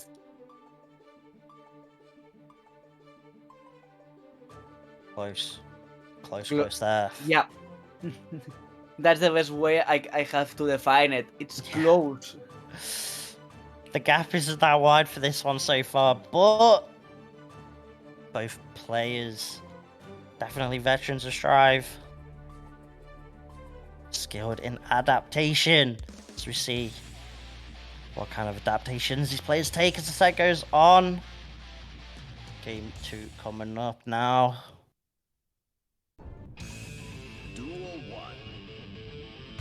And what kind of round start do we get? It's Acno, of course, going straight in, looking for the pressure. Okay, Agno letting no prisoners go. Okay, trying to throw. Both throws get tagged, but no! Bad burst from Agno, which means that Tiger has a free pass to do one thing, and that thing is putting Agno on half-life. Okay, pressure rolling. No concentration for Tiger Pop. He should be careful there. Yeah, opted to go for the BRC instead of concentration super. Still though, worked out in the end. Didn't get too punished for it. One bullet in the chamber, concentration kinda low. YRC off the spiral arrow, deny the plus frames, take the turn back, 5D connects.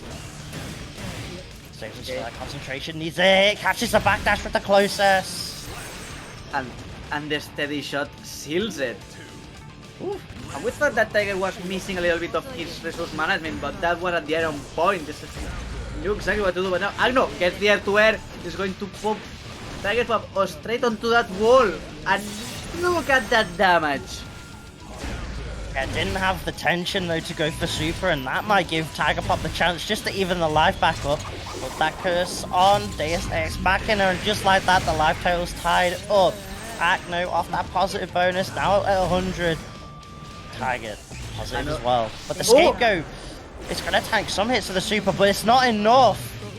Not and straight into the 5D, so much damage, ties the round up. Player's gonna get burst back though in this last round.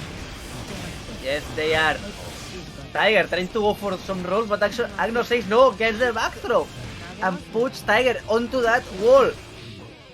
Punish something, Tiger trying to press a button or something, gets a knockdown, gets some concentration, mix up, roll, and now Acno being pushed to the corner. Nice burst timing though that forces Tiger into the corner, and now Tiger has burst, but it's an awkward timing.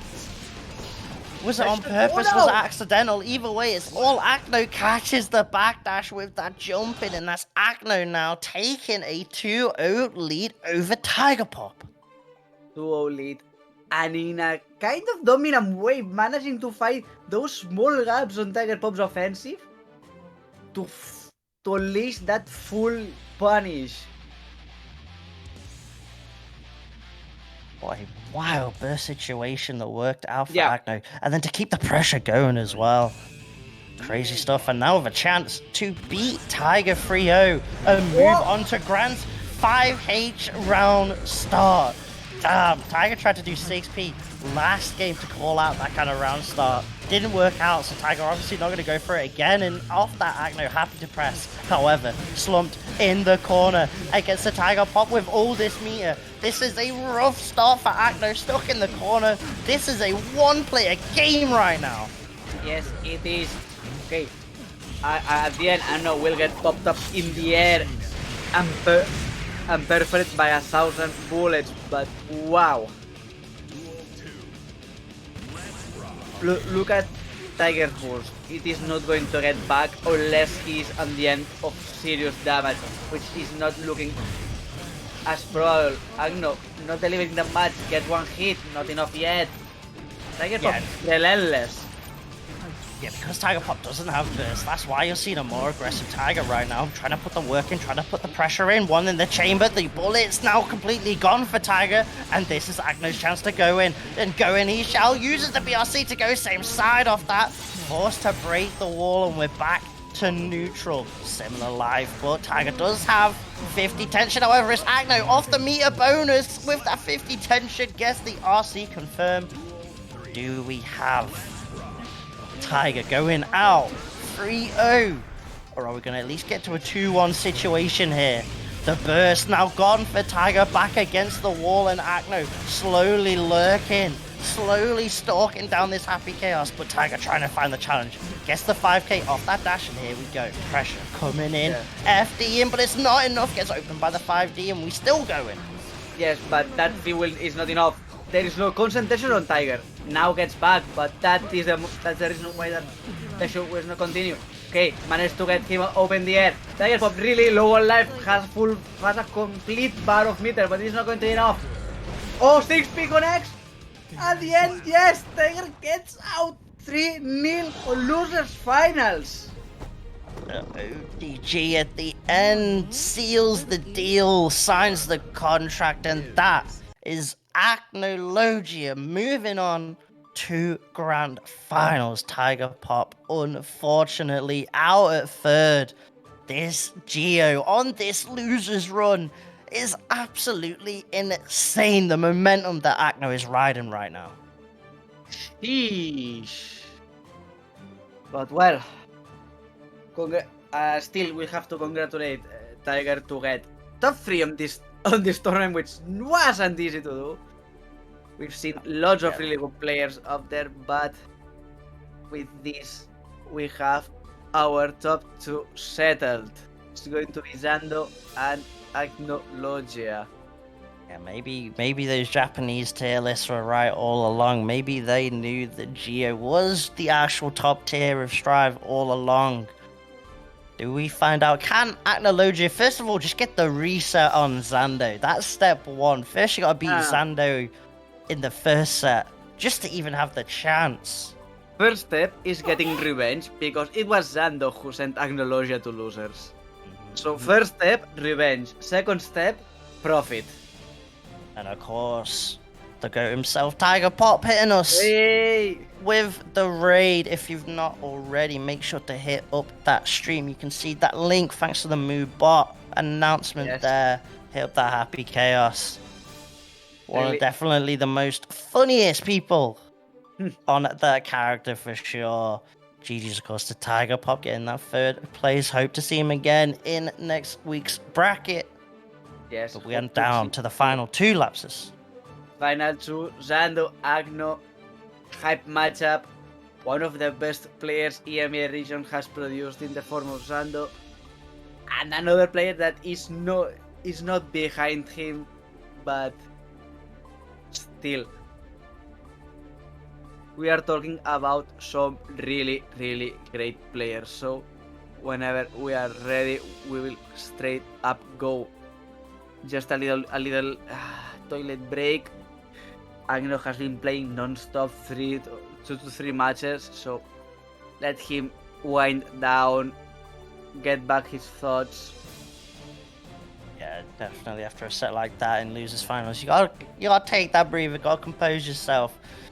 Zando's probably just itching to go, like, hurry up, I've probably got something happening in like half an hour. I gotta hurry up, win this quick first to 3 and then go. I want to eat something. It's 2/4 to 11. It's late. Hold up a minute. That prize pool just got a whole lot juicier. Ordinan. Oh my god! The $50 direct contribution to the prize pool. This pool now sitting at the big $100. A full $100 to share. She's indeed. Absolute legend right there. Yes. With that dono. That makes... If Zando wanted to eat, if Zando wins now, Zando definitely eating good. Yeah, it is. Zando was assured a share of the price, now it gets a bigger share. Why not? Get a free meal on SaltyEU side. But now we are ready. This is Grand Finals. Zando, Ramlethal, Valentine versus Acnologia on Giovanna.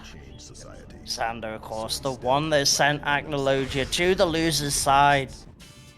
From that winner's semis, this was 3-1, and it was pretty convincing a lot of the time for Zando. Yes, we'll see if that's a similar tale or not. Seems like for now it is starting to look like it. Zando popping Agno's burst earlier, and that pressure is relentless. Then one sword, keeping pressure one. Agno manages to get out, but not for long. Back throw, back in there, 2k to the Reka, another Reka, stuck onto that wall, and Calvados, next game, please. Snapped out of existence, a perfect to start things off. That loses momentum. Completely stopped in his tracks for Acno there, and now is Zando just piling on the pressure, pushing Acno yet again to the corner. I don't think Acno's been able to play. This is the first time Acno's been able to play not in the corner. Trying to push Zando into the corner, trying to give Zando a little bit of that. But the more battle wake up denying the closeness pressure. Yes, now yellow boost from Agno is not enough. Backdash from Zando evades that the first interaction, but still, okay, another backdash. Zando keep that pressure on going, gets aggressive. One bar of meter, not enough. Fire slash, Zando 1-0 on the board. You can see how important screen position is in this matchup, especially against Zando. So suffocating when you're stuck in the corner against Zando's RAM. Because even when you think you make it out, Zando is there ready to catch that landing immediately with a throw or just more pressure. More pressure. Always more pressure. It is relentless. let's give Agno a little bit time, probably a change of color. Just to say, okay, reset mentally, and now back into the game. Duel 1. Oh, yeah. Okay. Managed to predict it. Change of color from Agno, but still Zando. As I said before, relentless pressure. Once again to the corner, counter hit from the throw attempt. Oh my god! Agno is almost dead. Open a prayer, not just yet, but Zando now with 50 tension is pretty much one hit away, and there it is, the falling back H, and yet again it's another perfect. Zando's just building up a stack of perfects. The stock's going all the way up, and Agno even trying to dash in, just getting denied completely. The just block FD still not enough. Zando happy to press. Oh This my! is so much damage, and with 50 tension, Calvados.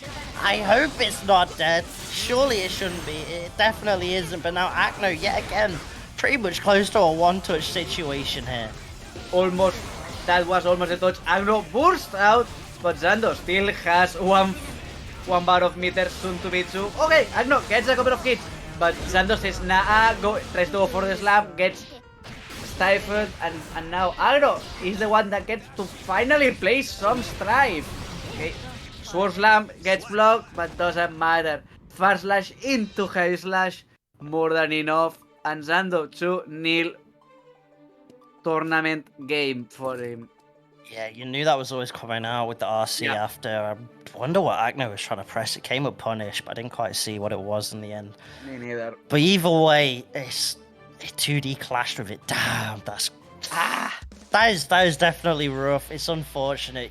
You can see what Acno's trying to do, trying to force the whiff punish, but it's just not working out. It's all Zando. And what can you do right now to stop this? So many perfects in this grand final so far. It's like Zando saw those $50 extra added in and just went to an even higher gear, to an even higher level. And I don't know if Zando can get much higher right now because it's all him. RC extends off the record, and just like before, it's Acno getting wall broken.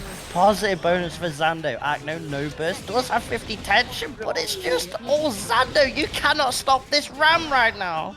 No, you can. And now, single hit, PRC up, pop it back into the floor, and now Calvados just in case. Okay, only one game remaining, and we'll be crowning Zando as our champ. And now we have finally seen the meme. Thank you, Ace. Oh, here we go. Some of these anti-airs now starting to work out for Acno. Zando getting a bit too overconfident, but that movement and then to get the 5k. Oh, here we go though. Acno with the cross up. Got tension, and that's good awareness from Zando. Knew that Acno maybe was looking for the throw. Dive kick, super with punishing. It's not enough, but it at least pushes Zando towards the corner.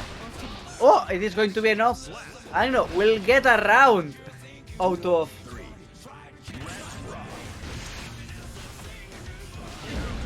Zando. Oh no, big counter hit. This is going to put Agno back onto that corner. There we have counter hit on the third Reka. RC just in case. Pop back in the air. There's the wall. And there's the slam. Again, Acno. There we go, finds a whiff punish. That's what Agno's been looking for. But the 5p challenge and the confirm into the overdrive. Zando, ridiculous stuff there to close it out and win this week's SaltyEU Strive tournament. Win it in a really dominant way. 3-0 on grand finals, only dropping a single round. With several perfects included. That dominant display. Yeah. That's all you can say, really. Pretty much. I mean, shoutouts to Acno though. What an incredible run still.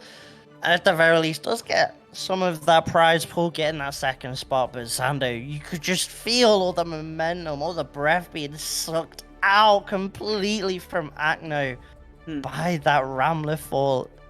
Zando's just too lethal with that character, man. Yes, he's completely. There was nothing that Agno did do what he had to do. He went there and said, "Okay, I am going to try to with punish you and send you up the air." Did it once, but wasn't unable to do anything for the other games. Zando completely shut him down. Relentless pressure. And against other Rams, that game plan probably works out quite well for Acno. But against Zando, he just built diff. It's all that you can say. But still, that's gonna be it from us, of course. If you're not already following SaltyEU, make sure you do for all the Strive on Mondays, the beginner Strive tournaments on Thursdays, Dragon Balls Friday, Blazblue Tuesdays, and Tekken Saturdays. So much fighting game content coming from this channel, so make sure you are following that. And of course, make sure you can also hit up the YouTube. That's where the VODs get uploaded. Yes. Lapsus, where can they find you? They can find me on @CatTheLapsus as seen on the screen. Twitter is mostly there. Or also, if you want to chat some more with me, go to the Discord. Jonesy, where you at? I'm over at based_. Jonesy, you can also find the Twitch over at Base Jonesy. I swear one day I'll actually try and properly stream, but for now, that's gonna be it from us. As we're gonna find out, Ice, let us know who we raiding. I'm sure he'll probably actually type this because I just keep forgetting. I keep forgetting that his voice is basically dead. Oh my god. Yeah. That's some.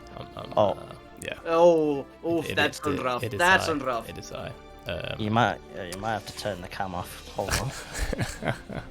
Give me 1 sec. I'm just updating the good old the good old top 8 image. I just want to say that's what I popped in real quick. That we are gonna be hosting next week, I think, Xrd. So that's gonna be fun. And with the whole rollback thingy. Just hit someone to raid with for the sake of your own life, man. Yeah, find someone. So we're just gonna take a trip to Spaghetti Showdown, the good old, and yeah. This is not even bad, man. It was way worse this morning, which is shit. Sheesh. But yeah, I can't really say much. You know, fun time as always. It was good. Hope to see you guys tomorrow for some of that Blazblue. Have a good one. Peace out. Okay. See ya. Peace.